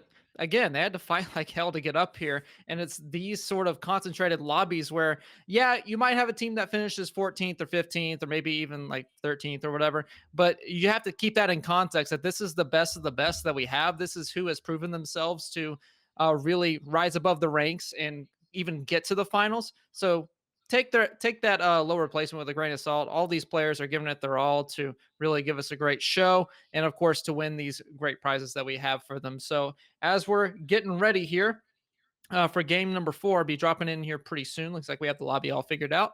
I'm interested to see like how this final zone's going to end up because we had one in the center, we had one over to the very western side. It looks like that there's quite a bit of variety going on, and that bit of variety drives whether or not we're going to have more of an even style of game or if we're going to have more of a chaotic one that we had in game 1 and game 3. And I'm really interested to Yeah. see what game 4 is going to bring us. I want to see one of those dust pool finishes again. Like I keep saying it every single time, but it's so cool to see those stone platforms being used properly, to have that open space while it still has that tiered layout to it. And high ground can be very important there, but it's not the end all there. It's even possible to not have high ground and win there. And it's I would really love a final zone, honestly, that just ends in the middle of the desert, like just in the middle of Mhm. that area before the dust pool holds. There's nothing there but just sand, and then they just have to fight it Mhm. out and figure out what to do there. But that's a really wishful thinking. It almost never really comes down to that, which is I don't know if that's an algorithm thing or whether the map's just that good. But there's never really only a flat space. I think that there is a fair argument to say that there is a bit of a heat map going on with where these circles Hmm. end up. I don't think it's as tailored as something like a game mode like Clash would be, where they specifically have these aesthetic places that they want the final circles to end. It seems to be Sure. more random, especially on these edge circles that you sometimes see like half of it's out on the fracture sometimes. But as we get ready, I do have word that we are dropping in for game number 4. So we'll be having that action coming for you. Going back to your point about Dust Bowl, I'd have to imagine Silent Kill and G3 would have a field day with that as they do like Rock of the Stone Shaper. And notably, any conduits as well. We know that Silent Kill would Yeah. have it, but here we go. Game 4. Let's see if we start out on some action. Looks like just a little bit of looting, taking over the Halcyon area. Quite a bit of action in the kill feed already. Elpadog, Rykota, Brimer, and Fluff and Nudes, all a part of it. And we're going to see who is going to be next on that list. Yeah, for sure. It's just a with Doocy Alpadog already being taken out. It's a very early takedown, especially for someone who still wants to go up the rankings. That's not going to happen this game if he actually gets exiled. But it's not over just yet. We still have a little bit of a chance to come back as we go over to Pineapples, who is flying away from. I don't know, they're actually flying away from an engagement. I think they're just looking for something, a belt. That's what they needed, and that belt is going to make all the difference in a fight like that. Blue belt, so much better than that white or a green belt that you can sometimes see on players. But Pineapple's not really looking for an engagement just yet. Wants something more. Has a knowledge potion to use though. Majin and Darkbreakers are in a skirmish right now. They are trying to figure out where these opponents are coming from, and I think they might be in the middle of 2 fights at the same time. But they're wisely going to be able to reposition and find a different place to go and not deal with it, as they say. As Death does take down No Ace. I will say this is definitely the opposite of what they want to be in. It's definitely not anything like Dust Pool. No flat area except the one right in front of Darkbreakers. They did find themselves on a bit of elevated ground like Majin is right now. Definitely don't want to be anywhere near that. Megaverse, though, going to take out Dork here pretty quickly. Looks like he is still rocking the Stone Shaper, and Chaos still rocking the Pyromancer. So definitely a lot of AoE, definitely a lot of big sources of damage coming out.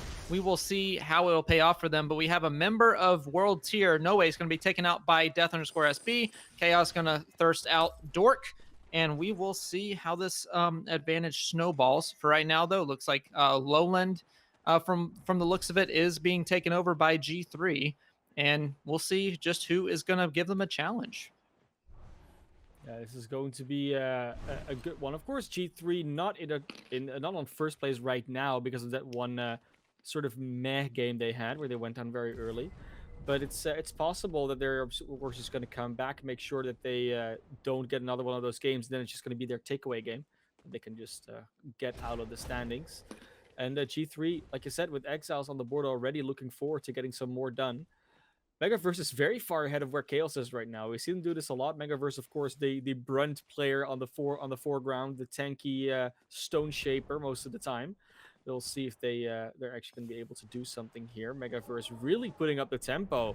Chaos is not even close. It's not going to try and get an Ice Lance in. Actually, doesn't even hit that one because Megaverse has already taken down the disruption. But now the Exile might come in. No, the Thirst will be disrupted by a few fireballs. Now they're going to both go after this player. Megaverse gets a good rock in, gets hit a little bit themselves, but then Chaos gets in close with the fireballs. 1, 2, 3, the combo's down, and Megaverse gets the double kill. Then it's Azar, Fellwinter, and Memetia going down. Don't think they're part of this tournament, but it still counts. There's still Exiles you get in the lobby. I do appreciate your attempt to make that a better name than what it was, but that's actually Meme T, giving you a kiss right there, as you can see in the kill feed. But in any case, G3 going to take both of them out. Definitely a big effort going on. Almost an ace. If they can pick up another Exile or another Disruption, I will go ahead and give it to them.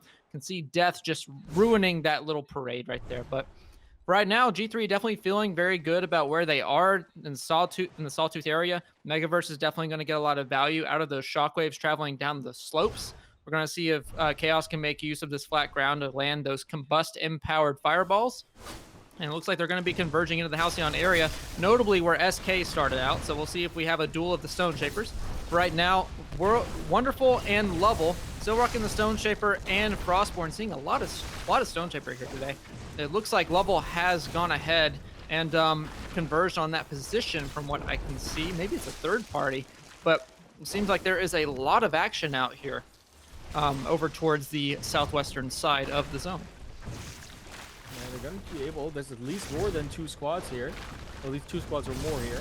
Looking into this building, there's another 2, and there's a few in the cavern down there trying to get away from the zone. This is, it's definitely Stone Shaper time if you're going to get that close, but Lovell has already been taken out. This could be a squad they do not want to contend with just yet, but Wonderful has to make an escape, gets Ice Lance in the face, gets a few good licks out, but Cozy takes down both, and that is another double for them. Good start, and of course, Cozy with Meba doing pretty good so far in this qualifier, or the qualifier in the playoffs. I'll tell you what, I see a lot of people complain a whole lot about Spring Step and Dexterity, but let me tell you, easy trap to fall into. If you're against somebody with a Frost and that person with the Spring Step does not know how to vary up their movement too well, much like how Cozy just had to deal with, I mean, you're going to get sniped 10 times out of 10. You're just asking for it at that point. Cozy really working hard on that punish. But as we see, Elpadog and Cam Sucks going to try to land a bit of damage themselves. A beautiful Tundra coming out from the opponent to block the damage on the Frost. Still a bit of an even fight, though. Elpadog and Cam Sucks doing a really good job at holding their own, but they are getting tagged out quite a bit. It's a bit too even, a bit too risky for both teams right here. They might just handshake for the reset, but Elpadog looks like he doesn't want any part of this. Actually going to get stopped by the ledge. We'll see if there's any follow-up damage from a Frost to seal this out, but for right now, it looks like the handshake will go ahead and commence. They will get the full reset off, except for a cheeky little conduit, cheeky little lightning user. Gonna rain on Elpa's parade a little bit. Pro Gamer does get a double right there, and MPP, ZGZ, and Van Kados going out. We did see the PT crew get a few, PTS crew get a few in there. Praise the Sun actually coming back into this. Of course, they haven't really been getting that many pop-out moments in these games. Now we're going to get T-Foul taking, disrupting Camsucks. This is a lobby that's going all over the place so far. It's not ending up that far north, but it still has the potential to be very central. And Halcyon could once again be the final battleground, as we saw in Game 3 as well. Elpadog does manage to pick up Camsucks through the wall? Yeah, I guess so. But that's interesting that happened. Okay, that being new tech. said, though, yeah, I mean it happens. Maybe it's just over here. Maybe it cannot be done everywhere. Just there's like a few spots here in the maze, but We'll figure that out. We can go do some testing, OSK. You can make another video. It's definitely possible. That being said, though, G3 is in a great spot. 3 exiles for Megaverse. I think Chaos, we've got 1 or 2 on this name as well. So that's a really good start for Duo's lobby. And they are looking at some other squads to potentially take out. Looking at the zone, they're fairly close to it. It's going to be fairly northern, mid central. Again, very Halcyon centered almost. And Megaverse and Chaos are looking to see where they're going to rotate to next. They have seen a few players around. Maybe they're going to try and gatekeep a few because they're not that far from the zone themselves. But eventually does see like at least Megaverse wants to move in a bit closer and make sure that they're actually in the zone. Because they don't want to take some tick damage. It's actually going to start to hurt soon. I'm still waiting on him to get a little bit of a better amulet right here. You're seeing the uncommon. Definitely would be a big boon to him. It's not the biggest thing in the world, but, you know, I do like blue. I like purple. Green and white's just a little bit too much. You know, Finds another green one. Another green one. It's fine, you know. It's fine. Hey, look, maybe that becomes a thing at some point. You can merge items to upgrade them, because then you would have a blue now. That'd be an interesting thing to see, but because there was also a blue belt, so we'd have a purple belt too out of that one. They probably change the spawn rates a little bit when you do that, but it's still an interesting thought. It's some mechanics that other battle royales have adopted in the past. As Death has been taken out by Casper, now 2000 under a lot of pressure. He's not gonna live, even when he would have lived there. They would still have been ticked out by the Spellstorm most likely. Casper and Matches going to be able to get back into the zone eventually. Just going to take a little bit more loot, make sure they're properly geared up for these later fights that are going to come out. Because remember, there's 20 players in the lobby. It's quite a few. But this is looking like a great game for them. 4 exiles on Casper. I'm pretty sure Matches at least 1 or 2 on their name as well. So they're at least on par with G3, maybe even doing better right now. And they haven't won a game yet. So they're in a position where they can have that breakout game right now. Maju looking for some frost shots. Of course, Solar Bear is going to be doing the same. They're running the Toxicologist and the Frostborn respectively, but they might both be running Frostborn, sort of Frost and Toxic Gauntlet regardless, just in a different combo. And we're seeing it's actually a third-party situation. So they're running away from this, making sure they're in the zone. They can shoot into the Spellstorm, making sure they get some out. Nice puddle creation, those toxic puddles by Maju over there, making sure that they actually don't get anything. Starts to the toxic slab and misses that one. The other player's got to get out of that one, uses the flight room to fly away, and that's going to be successful. Maju now under fire from another player, has to be careful not to be taken out. A lot of damage coming out on the MOSK. This is not going to be a great position as Itcha Boy Ross takes out Maju. Camps oh my! Gamer, and there's the Darkbreakers coming into the zone, takes down Maju, Maju straight away as Crashy comes then back in to take down Maju. There's a lot going on. Once again, this Halcyon area is always crowded, but especially with these last zones, these exiles just go back and forth all the way. Absolutely, and it's a good recovery for Maju to go ahead and get that little sneaky spot underneath the wood so that Solar Bear even has a chance to pick him back up. It was a little bit of a weird engagement onto Maju, though. He seemed a bit lost whenever he was getting tagged out by that Stone Shaper. Not really sure of what to do. Didn't really seem to have a game plan, and as you can see, he paid the price for it. Right now, though, it looks like Fluff and Nudes will get the final exile onto Solar Bear, and Darkbreaker's going to take that exile for Maju. So right now, it looks like we're still getting into that sort of chaotic circle. It is closing quite a bit, and there are going to be a lot of rotations coming out. As you can see, Itcha Boy Ross going to take out T-Dark B. So it looks like Crashy and Itcha Boy Ross still kicking. We'll see if that third party comes in, the tried and true, trusty, rusty third party. But for right now, it seems that they're in a pretty good place. Raikoda and Fluff and Nudes trying to take control of this wall, but they will have Runic Dreams to contend with, Mana Class. Runic Dreams later in the zone. Being good for them, but there's already a lot of fire coming in. Camsucks and Alpha Dog taking a lot of damage out of that one. Good firewall and flash freeze combo. Camsucks is just going to go down. I don't think Camsucks gets out of this one.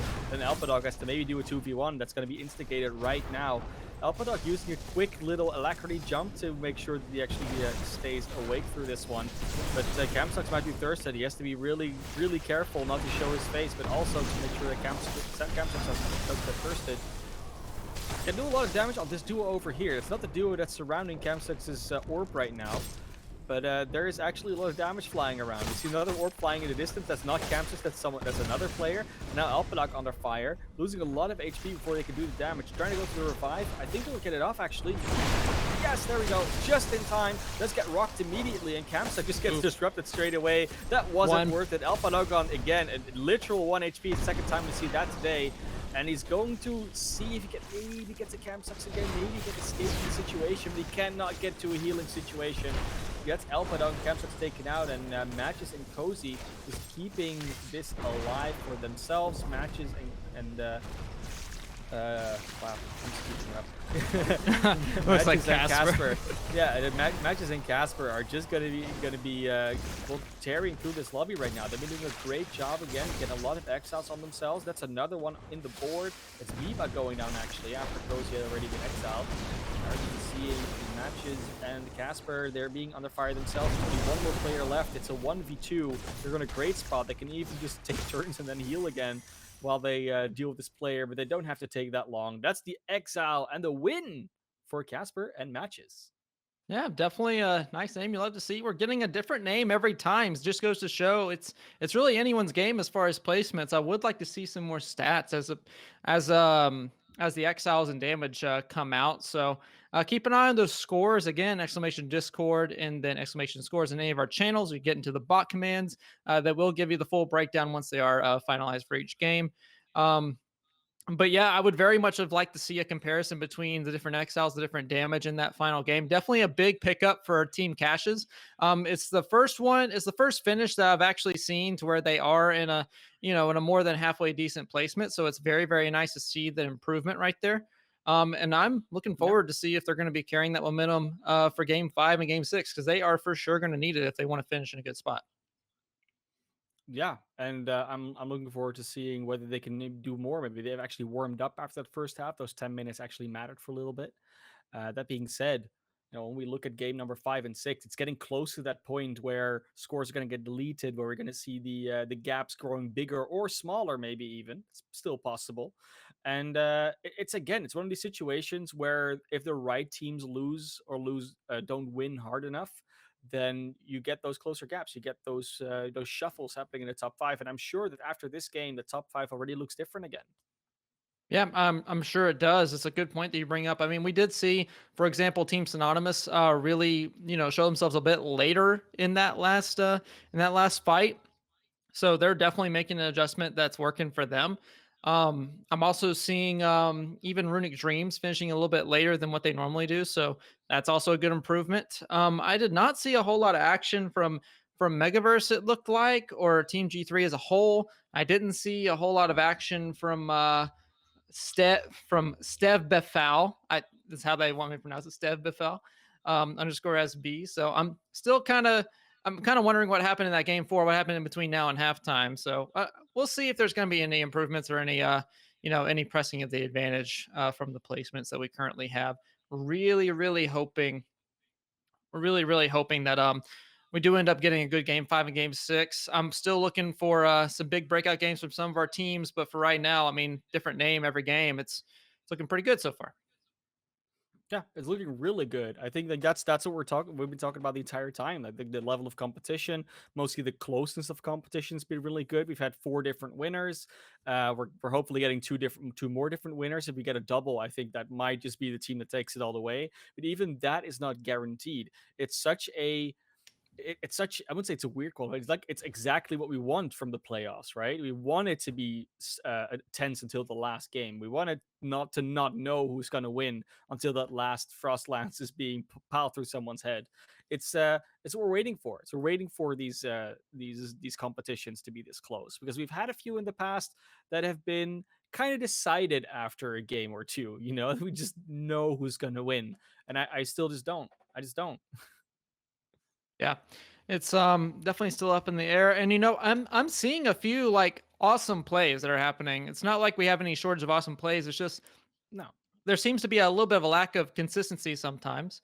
I would very much like for example, we saw a fight with Elpa Dog and Cam Sucks where they were in Dust Pool and their opponent literally tundrad at just the right frame to get the Yeah. block onto the Frostlands, and it changed the whole entire engagement. So I'm looking for stuff like that, especially in especially in the later game. So far, it seems that whoever has the health advantage could just W key in and then just complete the fight that way. Still looking for these turns that I know can happen in Spellbreak. It's just got to have the right execution, and I Yeah. would very much like to see if Game 5 and Game 6 can bring us that execution. We had a few of those weird plays, right? Like when they lost track Mhm. of that one of the down player, and then they almost get it Yeah. turned on them, but then they get another exile everywhere else. Like it's so you always think like it's not that hard to keep track of an orb, right? It doesn't float that fast, but with the places you can sometimes fall into or hide, and that you don't know every little detail of the map, it's tough, you know. And especially if you don't know where the other player is, you also need to look out at them. You're kind of looking at two things at once, and it doesn't really work. You can't do two things at once, at least not that well. Yeah.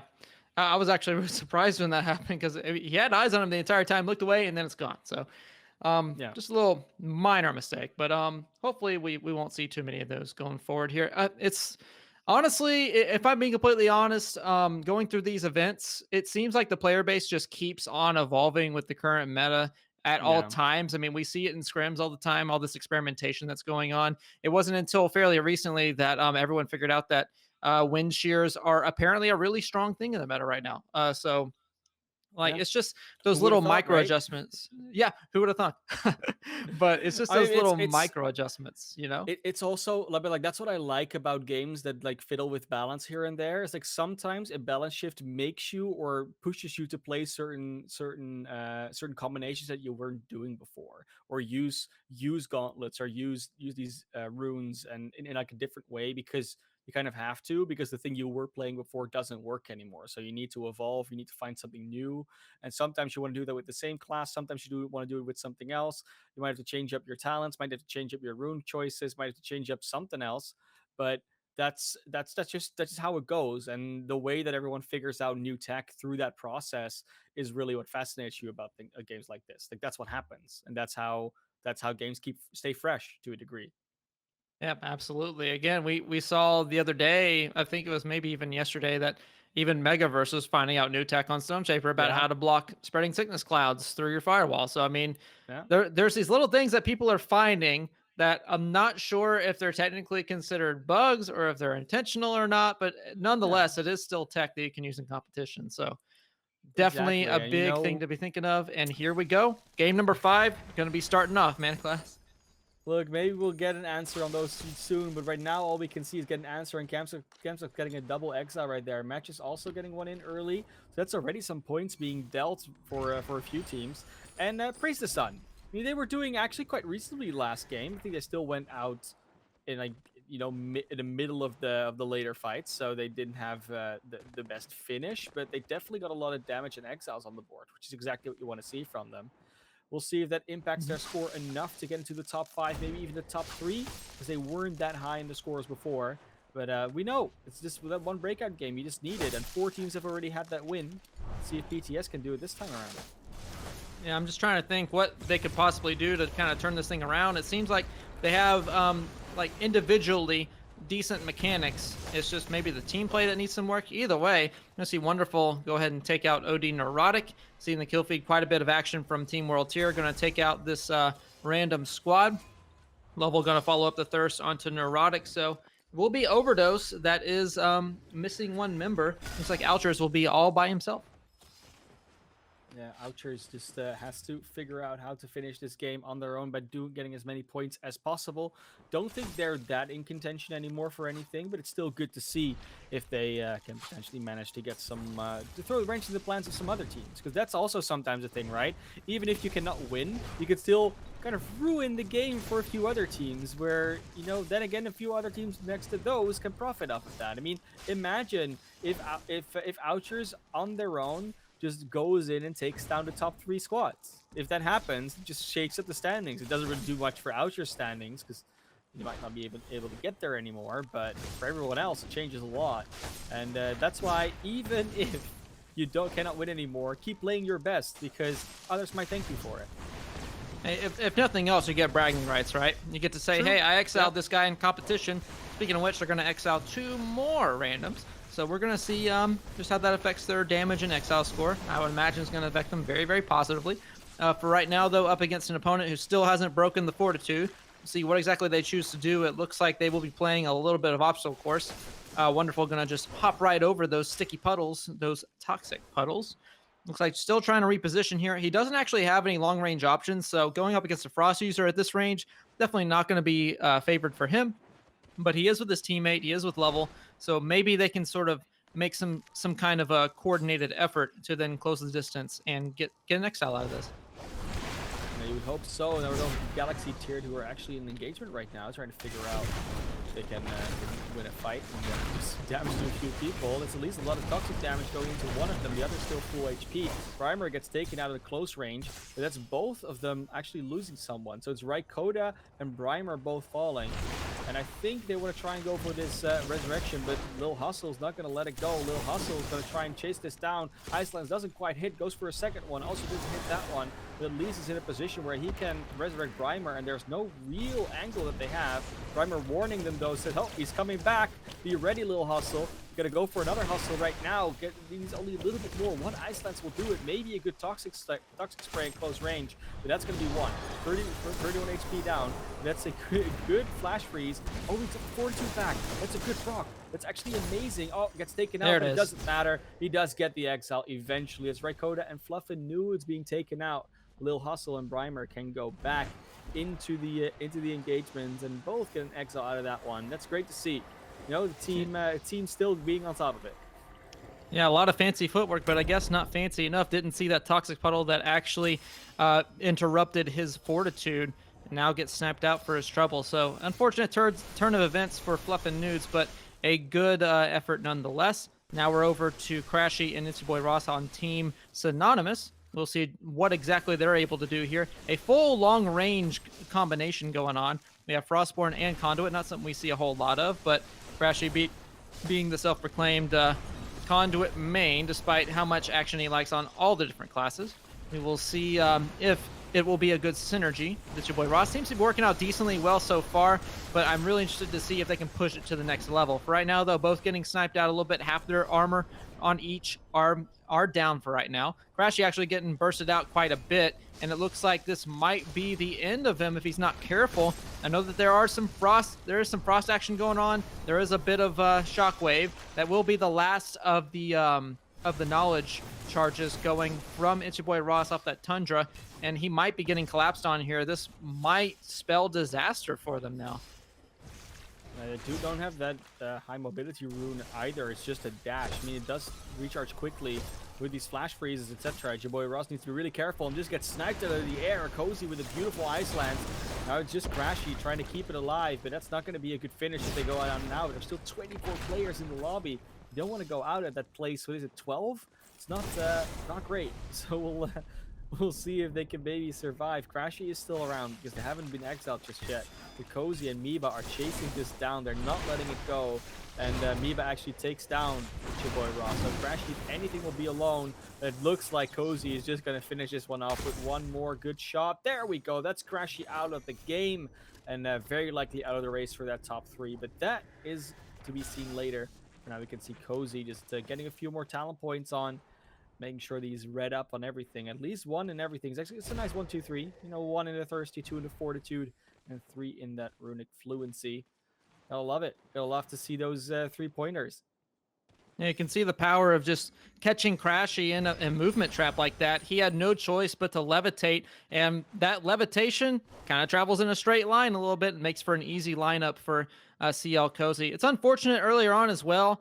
We saw It's Your Boy Ross try to flee from Cozy. He actually tried to block a Frost Lance with Tundra just a little bit late and was just tagged twice for the rest of his life. So if he gets a Tundra onto one of those Ice Lances, you can see how dramatically the fight changes. Maybe they're able to kite away back behind the Fort Halcyon area, but that obviously isn't what happened. So it just makes you think, like, if he blocks that bit of damage with Tundra, how does this fight change? And I really hope that execution does end up improving in the long run. But for right now, we have Galaxy tier standing by. I will call this the sundial because I just like the look of it. It looks like a sundial. And they are actually holding down this part of the zone quite well. It will be a little bit less than a minute before they have to completely disengage from this position. Looks like they're already thinking about it. Very wise choice. They will be looking to go towards probably the western to the southern part of Whitgrave, but going to walk into a bit of another squad. So the thinking caps are going on. They do see a Dorito in the distance. Will they take it to rotate in? It looks like that might be the play. We'll see how exactly this plays out. I mean, if they see 2 Doritos, it's even better, right? But definitely, it's gonna definitely be happening. See, Brymer looking for something here. Not quite sure what it is. Maybe he spot another player. Maybe he spotted a specific item. It's just, I would say he's just chilling. Oh, wait, there was a rift there. I didn't. That wasn't there for me. That's No, a interesting. bit of a spectator Bit of a bug. It spectator seems. bug.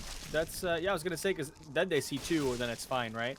It's going to be Casper and Matches looking over to another few players. Nice Ice Lances in, of course, still the Frostborn class working out well for Casper. A lot of these beautiful Ice Lances, and they can get this third-party distance Ice Lances on these players. Good enough with sniping, can actually make sure you get some X out and damage out of that one. But unfortunately, it's not quite happening just yet. Casper's getting close. But close still doesn't give you a cigar, so Casper needs to go further. Let me tell you something. If that opponent doesn't levitate, that is a shot 10 times out of 10. That was so close. But a good follow-up there on this next snipe. Looks like he's still looking for these, again, these momentum traps that I keep talking about. They're so prominent, and you can see Matches just making absolute easy work with Little Hustle right there. Now we're looking for the follow-up here from Casper. Looks like he might have an angle. We'll see how exactly this works. Right now, though, Megaverse definitely keeping up the pressure. Casper wisely will back off towards the more staggered, the more jagged area of the map where Stone's shockwave can't quite reach. Actually gonna put on a bit of a frosty platform for himself. That way he can jump away very, very quickly. Interesting choice. Not something I see a whole lot of, but maybe a new strategy some of our solo queue friends might want to try out. Casper realizing as of right now that there is another squad over here. This is definitely a favored area you want to be in. And now, looks like feeling the pressure just a little bit. Might want to disengage from this. This is not the ideal scenario for a Frostborn to be in. I have to imagine he's going to be looking for some kind of high ground, some sort of window to snipe out of. Looks like that is the case. Actually forced the other team off, so now it's just skeet shooting at this point. Yeah, skeet shooting is a nice sport, though. I mean, it's in the Olympics after all. So if you can get good at skeet shooting, you can probably also win Spellbreak. For now, though, Casper and Matches have been fighting mostly at distance, so we need to still see how they perform when they're getting close. We know they can win lobbies. Let's see if they can win another one. 16 players in the lobby. The circle is getting closer and closer. Once again, very central in the map. It's been a trend. It's the 3rd one in a row, I think. And we'll see if Cozy and Amoeba are actually going to be able to answer to this. A lot of Frostborn action there, a lot of Icelands action. We know it's the we know it's like the central offhand, but there's also been quite a few Frostborn players themselves, not just the Gauntlet is popular. So we'll see if that continues on with the trend. Darkbreakers is even on this, you can see right here, but Majin gets rocked into the back by Megaverse. Who else but Megaverse? Gonna be seeing if he gets a few more damage points out, because Darkbreakers is ridiculously low as well. A lot going on in this lobby right now. A lot of players fighting at the same time, but it's going to be Miba and Megaverse both respectively taking down SK players. It's 2 different squads. Now it's G3 versus CL Cozy and Carousel Miba. Miba going to be looking for a few more shots. Going to the Stone Shaper. The boulder doesn't quite hit. See who they're going after. That might just be Megaverse. For the spring step away, Miba going to be sticking around. Oh no, it isn't Megaverse. Megaverse got taken out, I was going to say. So Chaos is going to be running away. That is Megaverse. So it looks like Carousel will go ahead and take him right out. And this is another chaotic final circle as we're seeing. The zone is closing, and this little area that Carousel is fleeing for the moment is going to be the battlefield. So it will be very interesting to see how these 6 teams, now I guess down to 5 teams in a solo, how this will unfold. I mean, this is a very, very dangerous position for Carousel and Cozy to be. Definitely don't want to be in this ravine. This is a trap if I've ever seen one. They're going to be looking for a bit of a position on this bridge, but it will be forced off. So they're going to have to fight in the valley. This is awful, awful positioning from this squad. We will see if they're going to make a bit of an adjustment. They definitely want to take that Halcyon wall if they can. You can see it right now. They are getting chunked out. No place to reset. They have to rely on a third-party distraction and able to get something off. As you can see, Carousel making great use of that. Very nice window of opportunity there. And we can see the knowledge coming out. I would have to imagine that this is going to be Solar Bear or someone of the like rocking with that Tundra. But yeah, it's a very, very chaotic final circle, and you're seeing all the action unfold in this valley. Definitely a hard situation to be in, Mana Class. A very good situation right now. There are not going to be a high ground, but at least they'll be able to have a fairly decent strip of land to work with. Like, they kind of control this low ground right now. You have 3 teams being alive still. It's hard to really find a different location. There's 2 on the wall here, but don't know where the other 2 are. So there's 4 teams. Like I said, there's 3 teams. I think I see the one down there that's kind of trying to pick up his squad mates. There's going to be a revive happening. Diva and Cozy, meanwhile, in a in a kerfuffle right now with another squad. Cozy actually getting taken down. Miba almost jumped to toxic tunnels, will not quite do so. And it's going to actually be Cozy taking down Casper, while Casper takes down Cozy, takes down each other, and then Matt just gets finished off. So it's just... Oh, there we go. Well, that's the end. I was going to say it's going to get close, but that is actually the end of everything right there.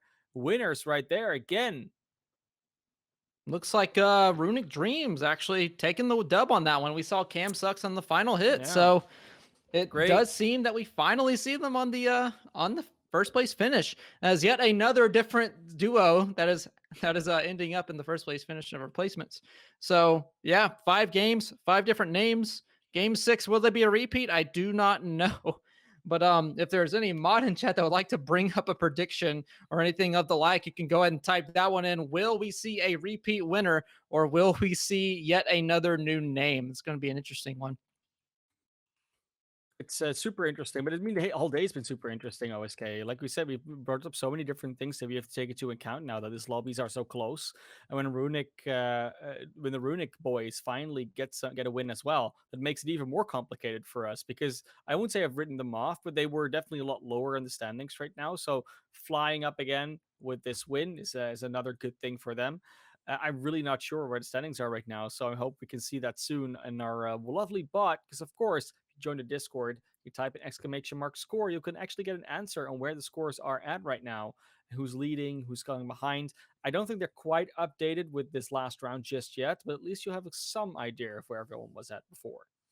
Yeah, it doesn't seem that they will be updated for just a little bit, but if you'd like to see it as it happens, it does update quite a lot throughout these games. So just keep on. I wouldn't call it spamming, but just update every now and again. Make sure you're getting that full picture of 5 games worth Yeah. of scores. And as we get ready for game number 6, I mean, I honestly, it's been a different name every time, and it doesn't seem like there's been a particular squad that has an advantage or has a game plan that's really dominating the competition in terms of placement or in terms of positioning.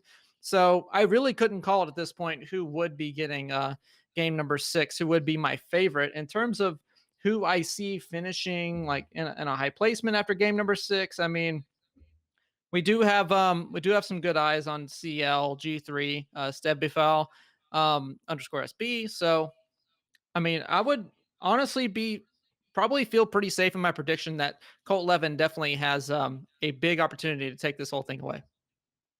Yeah, it's definitely looking like it that it's a possibility, but it's not over just yet. It's not over until the last ice lance gets impaled through someone's head. I Oof. keep saying it. There are some other abilities that could be as well, but I mean the ice lances has just been so good lately. It's the one ability that we're consistently impressed by more than anything else. I feel like it's just because that long range snipe always feels like it's so unachievable, so unattainable, because you know how difficult it is to do when you're actually in game yourself. And then these other abilities kind of feel like, yeah, but it's just, you're just in there. So it's just like a cluster of things happening. You just happen to hit that toxic spray, you happen to hit that boulder on someone. That's not skill. That's just luck almost. Like, not really, of course, but those ice lances are really where it's at when you look at the pure, uninfluenced, just at a distance. It even has a nice sound effect. It's just great. Hey man, it's like the stock market. It's not a gamble. It's a calculated investment. All right. I'm just saying. I You don't have know to if you want to throw it call it that, in the but general yeah. direction. Like, I see him over here. I'm gonna throw it in this giant area over here that he might go into. Hmm. If I Yeah, hit, then it's obviously all skill. If I miss, well, I'm just unlucky. So, you know yeah, how it goes. that's We've fair. all played. We've all played Yeah, and Spellbreak. the players that are in here are just the most lucky of them all. They're not good. They're just lucky. This is how it works, right? Yeah, it's just how it works. But in any case, getting ready for game number 6. I mean, we've been seeing pretty good zones, honestly. Quite a Yeah. good variety. Lots of chaos, honestly. I'm surprised that there isn't like there isn't a whole lot of dominant action going on earlier on in the game. I mean, maybe it's due to a bit of play style from some of these contestants. Maybe they are playing a little bit safer and waiting for that last chaotic final circle. Maybe it's literally that they're so spread out that I mean they can't even find action. I'm not sure what the thinking is to drive the sort of action that we're seeing to where it's such a chaotic late game.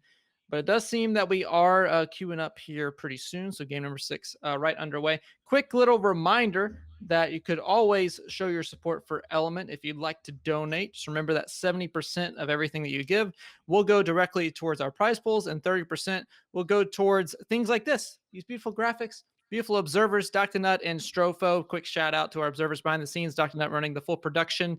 Definitely big props for him for always coming out for all of our events.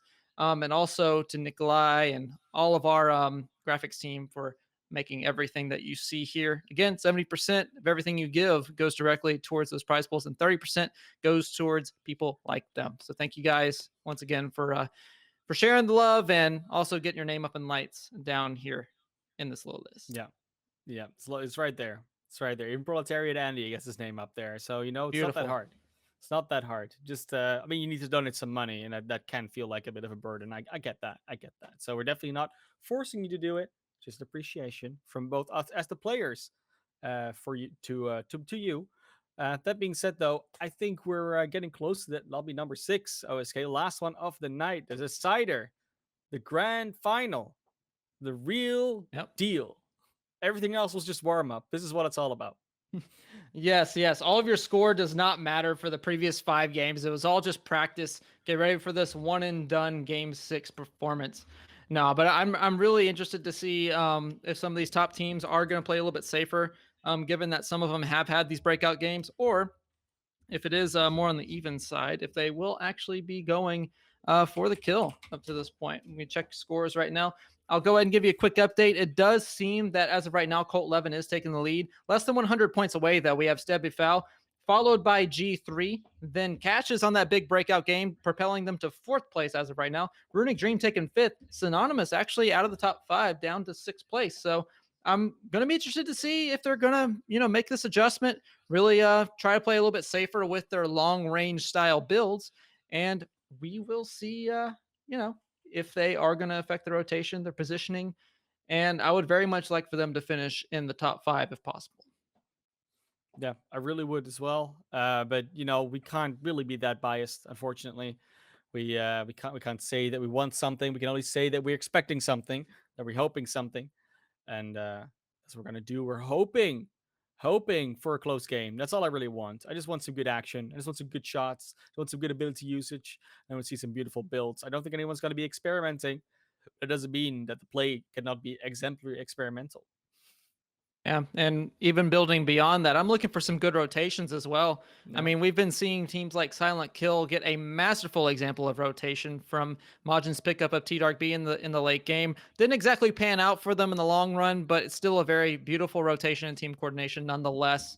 You can definitely tell that there's been a lot of practice between them. Also, Team Stevie Fowl definitely doing a great job.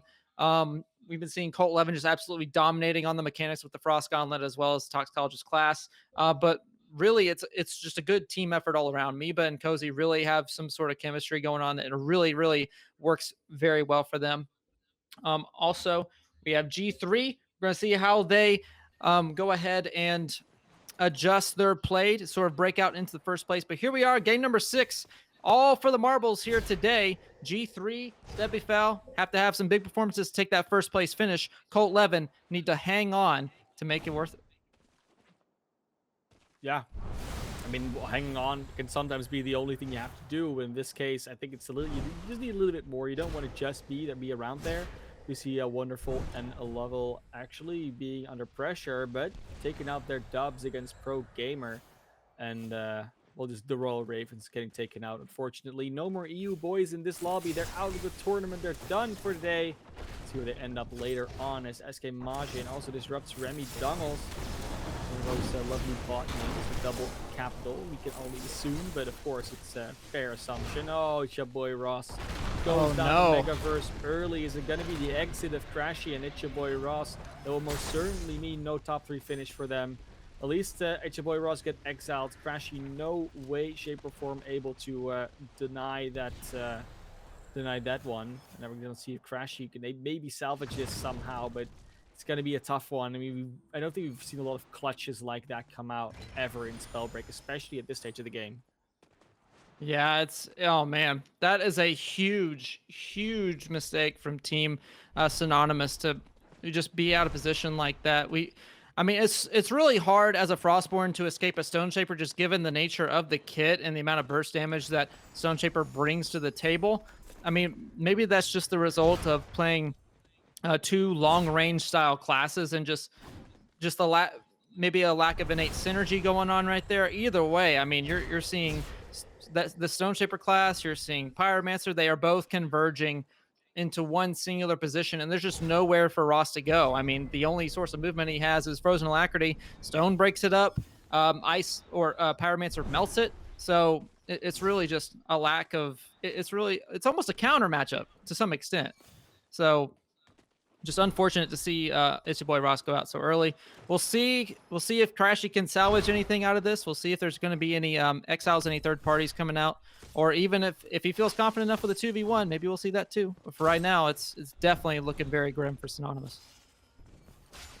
Yeah, Synonymous, I mean, I don't really know what we want to call that name Synonymous with, but it's definitely synonymous for something. Seeing matches, and Casper, once again, dynamic duo going around the map near Halcyon, making sure they can get the right loots. They get some more exiles on the board. They've already got at least 2. I think they have like 1 or 2 more again, but Galaxy tier is not all of a sudden popping off in that exile feed, so they're gonna get something off. And they're still in contention, I'm pretty certain. There's a few that are really fighting for it, but we'll see who actually gets it in the end. It's Brimer and Lil Hustle still want to get some bread. Absolutely. That bread is delicious, fresh out of the oven. We'll see just how great it is. Is it going to be rye? Is it going to be white? Is it going to be wheat? Who knows? But in any case, Cash is doing a good job of just rotating out. It looks like they've taken up a pretty central position, and this mountain is definitely a good place to be, especially with their particular builds. They have double frost. Matches on the quick engage with Toxicologist could definitely make some great use out of this. I can't tell who this is. It looks like it is a duo of some kind. I thought it was going to be Crashy by himself for a second there, but it does seem like we do have 2 separate teammates here. We will see if Matches is going to go ahead with the full send onto this particular engagement. It looks like it will be Oucher is going to go down quite early to a toxic slap. See if Matches can follow up with a quick frost snipe, or if Casper will beat him to it. Right now, though, it looks like maybe a bit of a third party. It's hard to tell at this point, but it does look like Wonderful is going to steal the exile onto Neurotic. Solar Bear going to get a quick little pickup onto Slamrocks. Maju taking out Mugiwara. So there is a bit of a third party going on. Matches and Casper definitely do need to rotate back up towards the high of that mountain, but Lovell will end the dreams of Matches. It's just Casper, the lone dreamer, just waiting to get that quick reset. Matches trying to stay out in the open so they can interrupt the thirst, but for right now, it's being well defended, and Casper might just be out of luck here. That might just be, but no, in time. Beautiful. Toxic Cloud comes in. Going to be Casper trying to run away and still do damage. I don't know if he's going to be able to do it, but a third party might come in here, and that could be great, because if the third party comes in, Casper might get that opportunity to pick up Matches back up. Moving great so far. Oh, a lot of damage going on this one player. This might be Casper going down. I don't know if it's someone else. It could be. It's definitely not as easy to just take out Matches as it was before. This third party coming in again. A lot of space created for everyone, really. No Ace has been taken down together with Knack 3000. They're just out of the game. There finally goes Matches and Casper. Majin, make sure that Casper gets chased down, and Matches, of course, still exiled by level for the disruption earlier. Now Darkbreaker's under a bit of pressure. Able to try and heal back up here. Of course, still wants to be able to get back up on the scoreboard. Wasn't that high up before this game started. And the more they can get out of this, Majin and Darkbreakers can, the more they have the ability to potentially still come into the top 3, although it might seem unlikely to some. Maybe check it out where Darkbreakers and Majin end up in the end, but for now they are looking towards a few other players that are still gatekeeping this zone. Zone is moving in, they're trying to deny them access, but they're just going to be running away. It's going to be Darkbreakers and Majin trying to maybe chase this down, maybe into a position of contestation and contention. Sorry, that's all I'm looking for. There we have the space Dorito. Might be taken by Darkbreakers. They know it's there, and then they say to Majin, you know what? You'll go look for one. I'll just take this one, and then we'll both be fine. But it's dangerous sometimes to drop down from those, so we don't see if they're actually going to do it. In the Dust Pool area, though, going to have Chaos and Megaverse on this high ground behind a firewall, using 1 or 2 windows or gaps in the wall to shoot at some ice lances. It's not meant to be. They just took out a mana vault. And that mana vault gave him a few items. Oh no, you want to talk about dropping in between 2 teams. This is looking disastrous for this particular individual. They are trying to lay out a bit of frozen alacrity to sort of escape here. But how would you like to drop in the middle of 2 teams in this particular environment where it's mostly championship level teams? I mean, that would be the most terrifying thing I could think of in this current situation. But right now it seems that Megaverse and Chaos looking to get a little bit of oversight of this area to their east. It looks like Megaverse has spotted out an opponent here. Looks like maybe 2, might be a full duo. Chaos just laying down the defensive firewall, really trying to block all these ice lanes that's coming out, as well as any toxic that could be flinging their way. We will see just how exactly it unfolds, but for right now, Megaverse and Chaos opting to play the safe game. They do have 30 seconds before they need to rotate off of this particular area. This looks like it might also be rotation number 3, so it looks like they might have a long way to go. It could be. It might have a long way to go, but then again, it's this is still looking to be inside of the circle, so that area over there might just be as well before the spell storm moves in. 15 seconds before that happens. We do see G3 under a bit of pressure in terms of exiles. Normally, a lot of them land on Megaverse, though, so it might not be the biggest disaster that they're in right now, but you do see Death as well as Lawful still keeping the exiles up. It just keeps happening. So, even Miba is getting in there. So that's actually Miba and Cozy being close to that situation too. Might be in the same location that they're actually fighting. This is not done and dusted just yet, as these players are going really hard to try and get all these exiles out before the teams that are above them can, because that's the ones they're competing with. They don't care about who's below them. They only care about who's above them. If you can take them out, if you can do more exiles than them, that's all you need. You only need to finish first. And that's what everyone wants. But Chaos and Megaverse are being a bit quiet right now. I don't know what they're looking for. Probably for players to hunt, players to actually damage. They're not really finding it right now. Lil Hustle in this beautiful outfit, the beautiful katana on the back, trying to get some damage out as well, while they just have made it to that safe zone. I don't think they're in a lot of trouble right now, but they really should be careful, because G3 was around this bridge area, so they could just be third party from the side. Look at G3 maybe engaged on another squad themselves. It's a beautiful Iceland. Doesn't actually hit. That one does. And now it's Lil Hustle that's able to jump up on this bridge. Lil Hustle. Low ground misses everything. Unfortunately for Lil Hustle, that could definitely have been an exile right there, at least a disruption. And now Brimer and Lil Hustle are in this precarious position where I think they might be in the middle of a few teams. They know they're on this tower though, so it's not that easy to stick around there and heal back up, but they have a little bit to work with. And this one player is ridiculously low, jumps into their own flash freeze and will eventually get taken out by another player, I think. But they keep recognizing these players that are trying to heal. Lil Hustle just keep jumping on them. They keep everyone on their toes. It's really what they're doing. 19 players, the circle's getting closer and closer. This is not an easy situation to be in. Lil Hustle is trying to reset, but Brimer goes down. That's not what you want to see. You just had it going. Tries to get their teammate back up. I think that might work. I don't think anyone has seen this. Nope, actually does get disrupted right here. Lil Hustle is just going to go up to this tower with the Shadow Step rune, trying to figure out a way to escape from this. Also, the Vanishing Mist Now maybe we can go for the resurrection. Oh, runs through a player under the tunnel, under the bridge downtown. Little Hustle's going to be taken downtown. There we go. 7 HP, 3 HP, 2 HP. This is not going to go well for Little Hustle. They don't get the heals off, and they don't. That's Dork and Chaos taking down those two together. And that is Dork now trying to pick up pineapples because they can. Zone is ticking a little bit, but they still have some room to work with. They do see a player under that bridge. They're saying, no, I'm not going to engage in that round right now because we need to heal up first, reset. Let's give especially pineapples a moment to breathe. I'll tell you what, that was such a tragedy to watch that whole engagement unfold. Little Hustle just can't quite edge out a single exile in that whole engagement. I mean, it's just missing the last hit on everything that he's going for. It's one shot missed and the rest hit. Just one little mistake like that just spells the end for Little Hustle. It's actually not even just one. It was multiple times that happened. So hopefully that can be tightened up for a future event. But that is going to be the end of him and his partner's run. So we'll see if Dork and Gay Pineapples can kind of do the opposite of what we just saw and actually land their shots. For right now, Dork has found himself a nice little hidey hole, trying to finish in the best spot that he can. There is a big rotation coming in about 5 seconds, so they do need to be mindful of that. This might not be the best fight to take. Maybe just lay down the pressure and get into a dominant position. They are definitely going to be playing on the back foot if they are not careful, though. Looking for the disengage. Dork is trying to get into a little hidey hole. Gay Pineapples is eating a lot of damage, though. So, and they are kind of you know, away from each other. So Gay Pineapple's in a big danger zone. Dork gonna blow himself up, unfortunately. And now this is looking like a very dire situation for their entire duo. Gay Pineapples is down.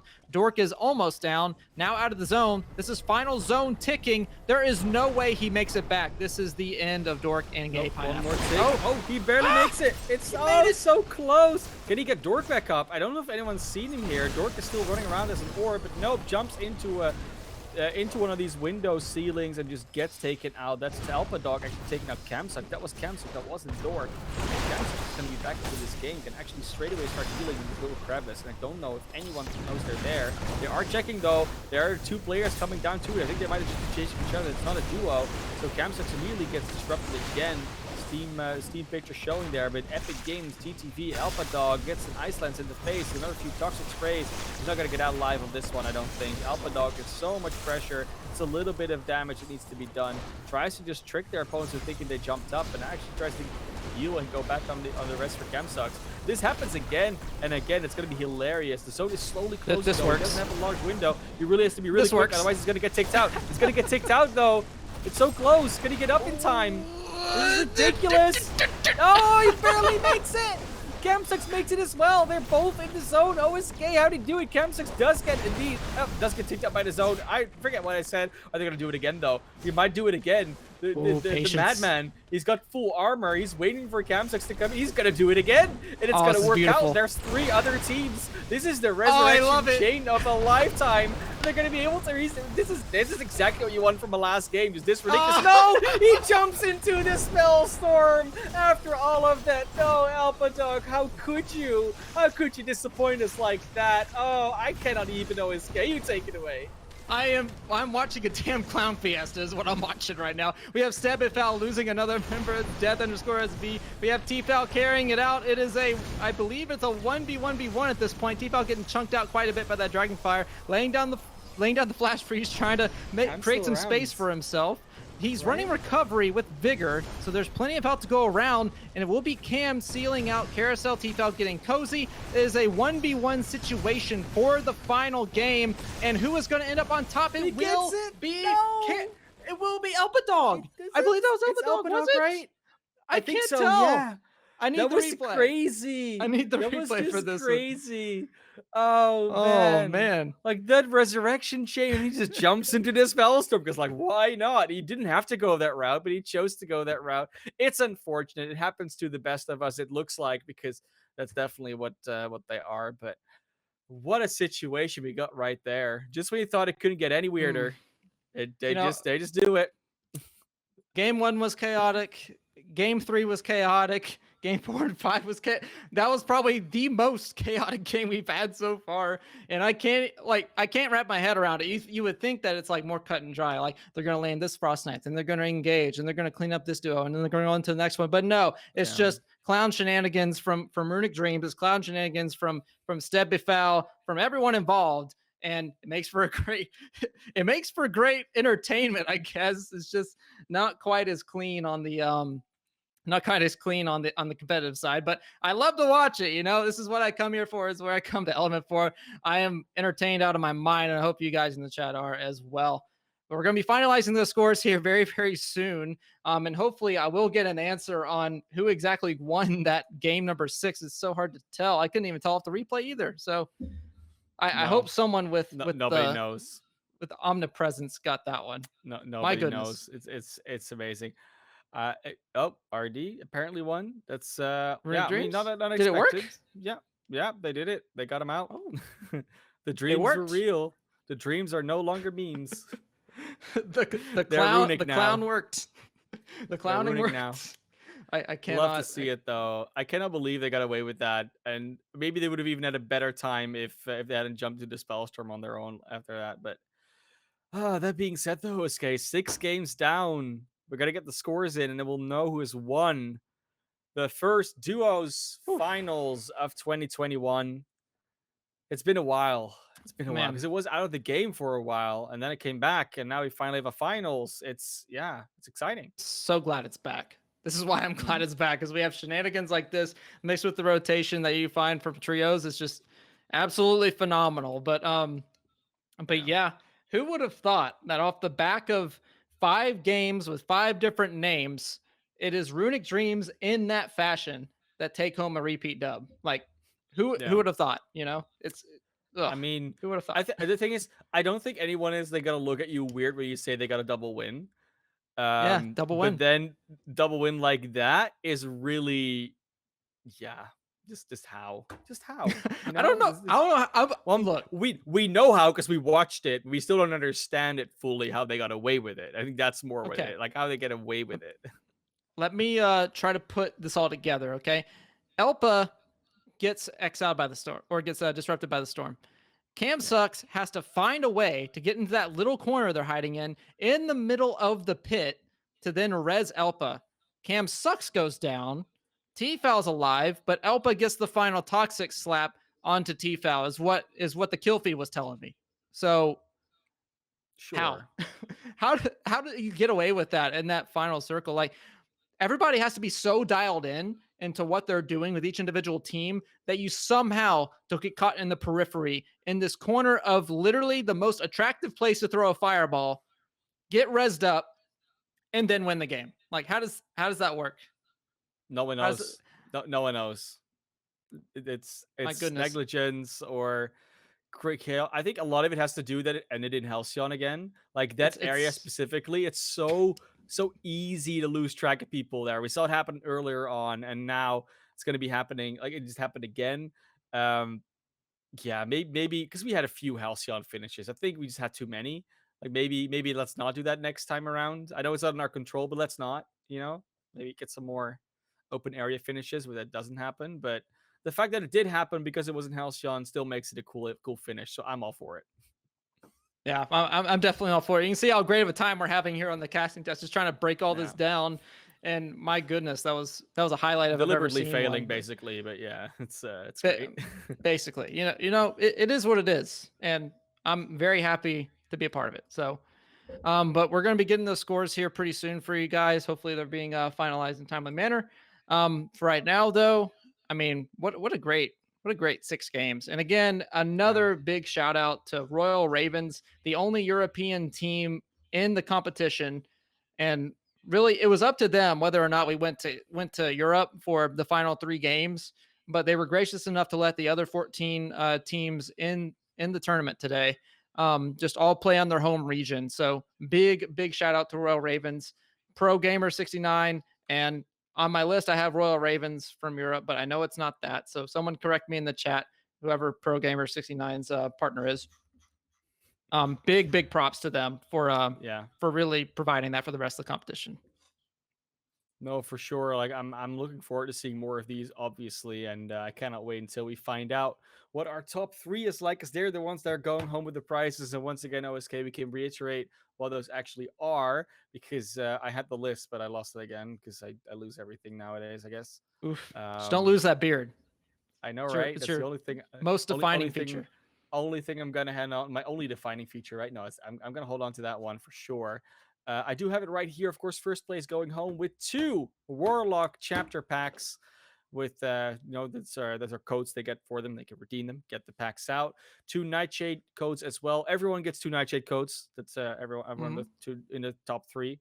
Second place gets 4 Spellslinger chapter packs, and then of course the third place gets 2 Spellslinger chapter packs. So it's roughly an actual monetary value. You're getting a $250 of Hmm. value out of those. That's not including the Nightshade skins. I don't know what the value of those are, but that's the pack value roughly. I happen to recall a certain outfit tier list that was 100% wrong, but Yeah, had Nightshade and I think F tier. So yeah, I happen to disagree with that. I think it's better than F. yeah. I think it's at least D. But that's just my opinion. So yeah, I'll take that for what you get. Look, Thank you, production team, for getting me the other name. It's Arnando B. So that's on Royal Raven. So Arnando Hernando. B and Pro Gamer 69. Big shout outs to them for allowing us to do 6 games on NA when they're the only European team. Big props. I mean, I would give you a hug, but I'm over here. So just Yeah, across the Atlantic Ocean, there you go. All right, there you go, fist bump. But yeah, for sure. yeah, but great effort to everybody involved. It was, I mean, very entertaining as you could see, and a lot of good plays as well. I mean, we've been seeing a few meta shifts, a few different tech that we're seeing on these different classes. I mean, we saw a Tundra blocking Iceland to the last second. We've been seeing great use of flash freeze in general to block off some of these elements that have been more predominant in the meta. We're seeing cozy land absolutely phenomenal frost lances whenever you're finding those momentum and movement traps. We're seeing that all across the board as well. We're seeing great midair fireballs from Megaverse as well as the stone slams. We're seeing so many good things being developed in the player base right now from a competitive perspective that I'm really excited to see where this goes once we finally get Chapter 2 released. Yeah, we just want it. We just want it already, OSK. Why do we have to wait for so long? You It's gotta you it's gotta read the great. It's story. great. Gotta read There's the a story. story going Yeah, on. I know. Like, why does the story have to hamper my content? On The story gameplay is the content as well as content. no, but there's a difference between gameplay and story content. OSK, you can't have one wait for the other. That doesn't work that way, right? Well, it doesn't spell break, so we're gonna have to live with it. I know, but for now, I think we're just. Are we ready to announce it? Have we got it? Have we got the list? It looks like we're getting there, but not quite. So just a few Getting more there, just like minutes, and double, we'll have triple, that and going. quadruple checking things. I get it.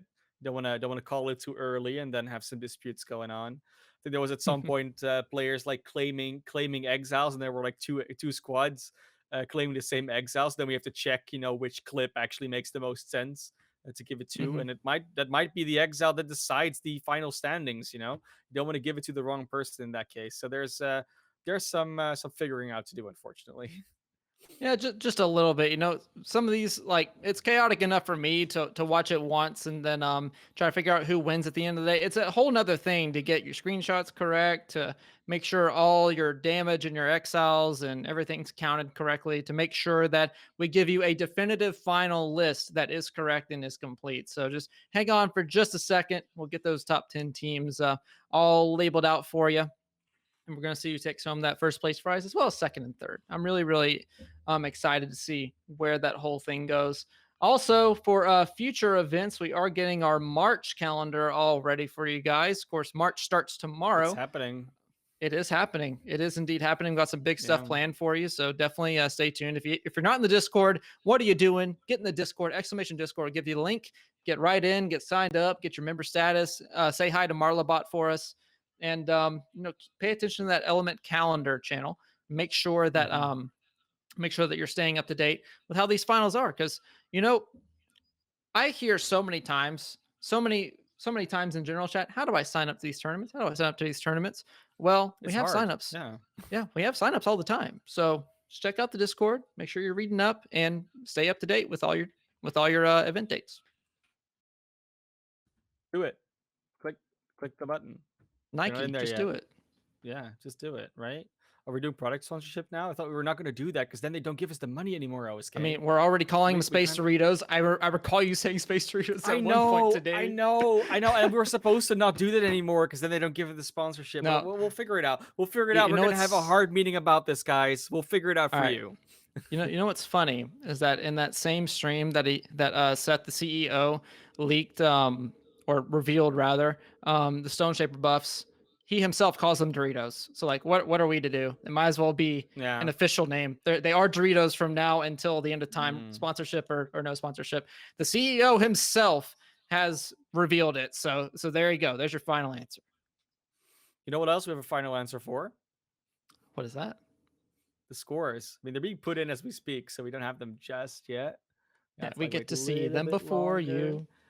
Yeah, I mean, people can just put them in the bot because that's where we're reading them on, so they already know. Honestly, like we're just behind by with announcing them, but it's great. It's fine, getting a little bit of a list of where everyone ended. We don't know the final scores just yet, but we can see a little bit where the list ends up. And honestly, it kind of shakes out where you could have expected it to shake out. I don't think this is an unexpected list for anybody, but Mm, maybe some ended up a little bit higher or lower than anyone would have maybe wanted or expected. That's a possibility. When yeah. I look at this list, I'm like, yeah, I get it. Yeah, I get it as well. It actually changed since the last time that I checked. It looks like they were still finalizing a Yeah. few things.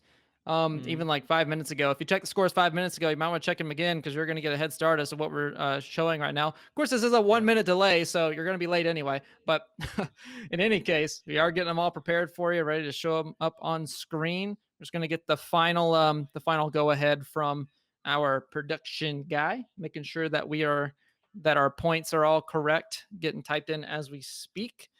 And we're going to see just who proved themselves to come out right on top. And I think you're going to see a few surprising finishes, you know? Yeah, They're very, for very sure. close finishes. And, you know, this, some people definitely had that comeback game that we were talking about and came through in a big way. And I'm really excited to show you guys this stuff. It's really cool. Yeah, yeah. I'm looking forward to more. There's more content, more everything. It's ooh, look some close finishes here as well. When we Ooh, look at the it's scores, close. OSK, there are definitely a few close ones. I mean, especially when we look at like a few places, like the third, fourth place. That was a close race. That could have gone either way. Just one extra exile here and there. And All right. All he's right. done. All right, we can reveal a little bit. Let's not reveal too Yeah, much. yeah. I want some of the suspense to be shown out. Some There, suspense. there's some. Oh my goodness, there's some suspense for you. Okay, look, I'm getting ahead of myself. All right, I'm gonna Yeah. stop from emoting as the scores are being typed in. We're Well, gonna get let's these do to it. you Let's do it from like later, like the lower professional. teams to the top teams, in order to just not reveal the climax straight away. That's not what you want to do. So Hmm. let's start in the middle, like number six, the 6 through 10. Those are the ones that we rarely talk about. But the Pega Mancers, so I get that sixth place, getting the Yeah. getting that one out. I don't know All anymore right. because I can't see the scores. He took them off my screen, so we can just go. We'll just go to the list. Tell you, Whatever. Let's just tell go you to the what. list. We took it OSK. away. We're gonna give it right back. Get us the scores on this Oh, list. there they Oh, are. look at this. We have Beautiful. Stebifal underscore SB. The effort at the very end, Tfal getting that second place finish actually ended up paying off because those exiles and that damage adds all the way up Yep. 1612. Second place going to Colt Levin with 1583, led by Cozy on that Frost Lance with the toxicologist class. 29 points difference, man. 29 points. Not a lot. Yeah. Yeah, it's close, man. And then we have Catches with that big come through comeback game, taking third place with 1,308. What a performance for them in game number 5. Yep. Of course, we look at all of this. The top five, Cash's G3 and Rooting Dream rooting that out. Rooting Dream really climbed a lot from where they were. They think they were at a place like number 8 or 9, so they definitely got up there. And they really just took the place of Synonymous in a lot of ways. Synonymous just not Mm, really performing anymore in those last few games. Crashy and It's Your Boy Ross just couldn't bring it back together. And I don't think they got worse. I think everyone else just got better. I think that's that's the way to look at it, maybe.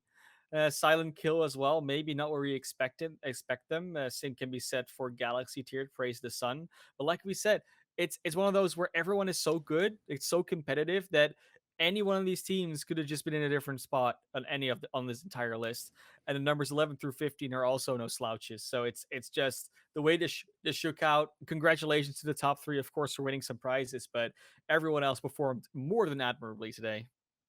Absolutely. I really thought that Synonymous was going to have a much better showing just due to the first three games. Like you're saying, that momentum that they had going forward just somehow fell off the tracks. And you can see, even just going to eighth place, down 1 point from seventh.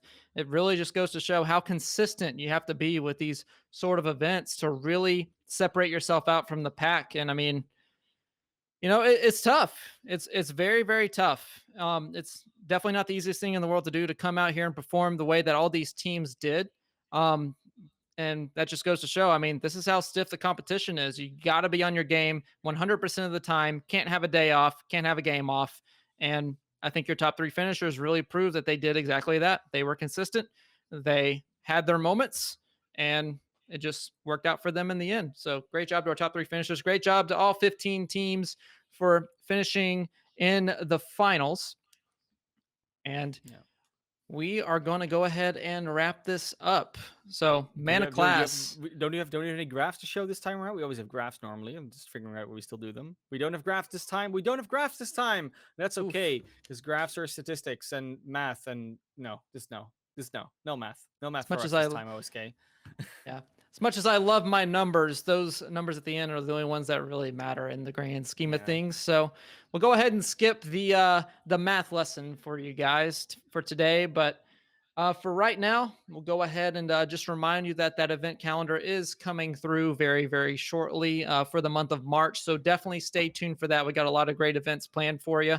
Um, and yeah, make sure that you are keeping up to date in the Discord, making sure you're well aware when signups are, what the next tournament's going to be, when scrims are, especially because that's where you get all your practice in against some of these great teams that finished out in these top places. So definitely make sure you're going up against the best so you can become the best.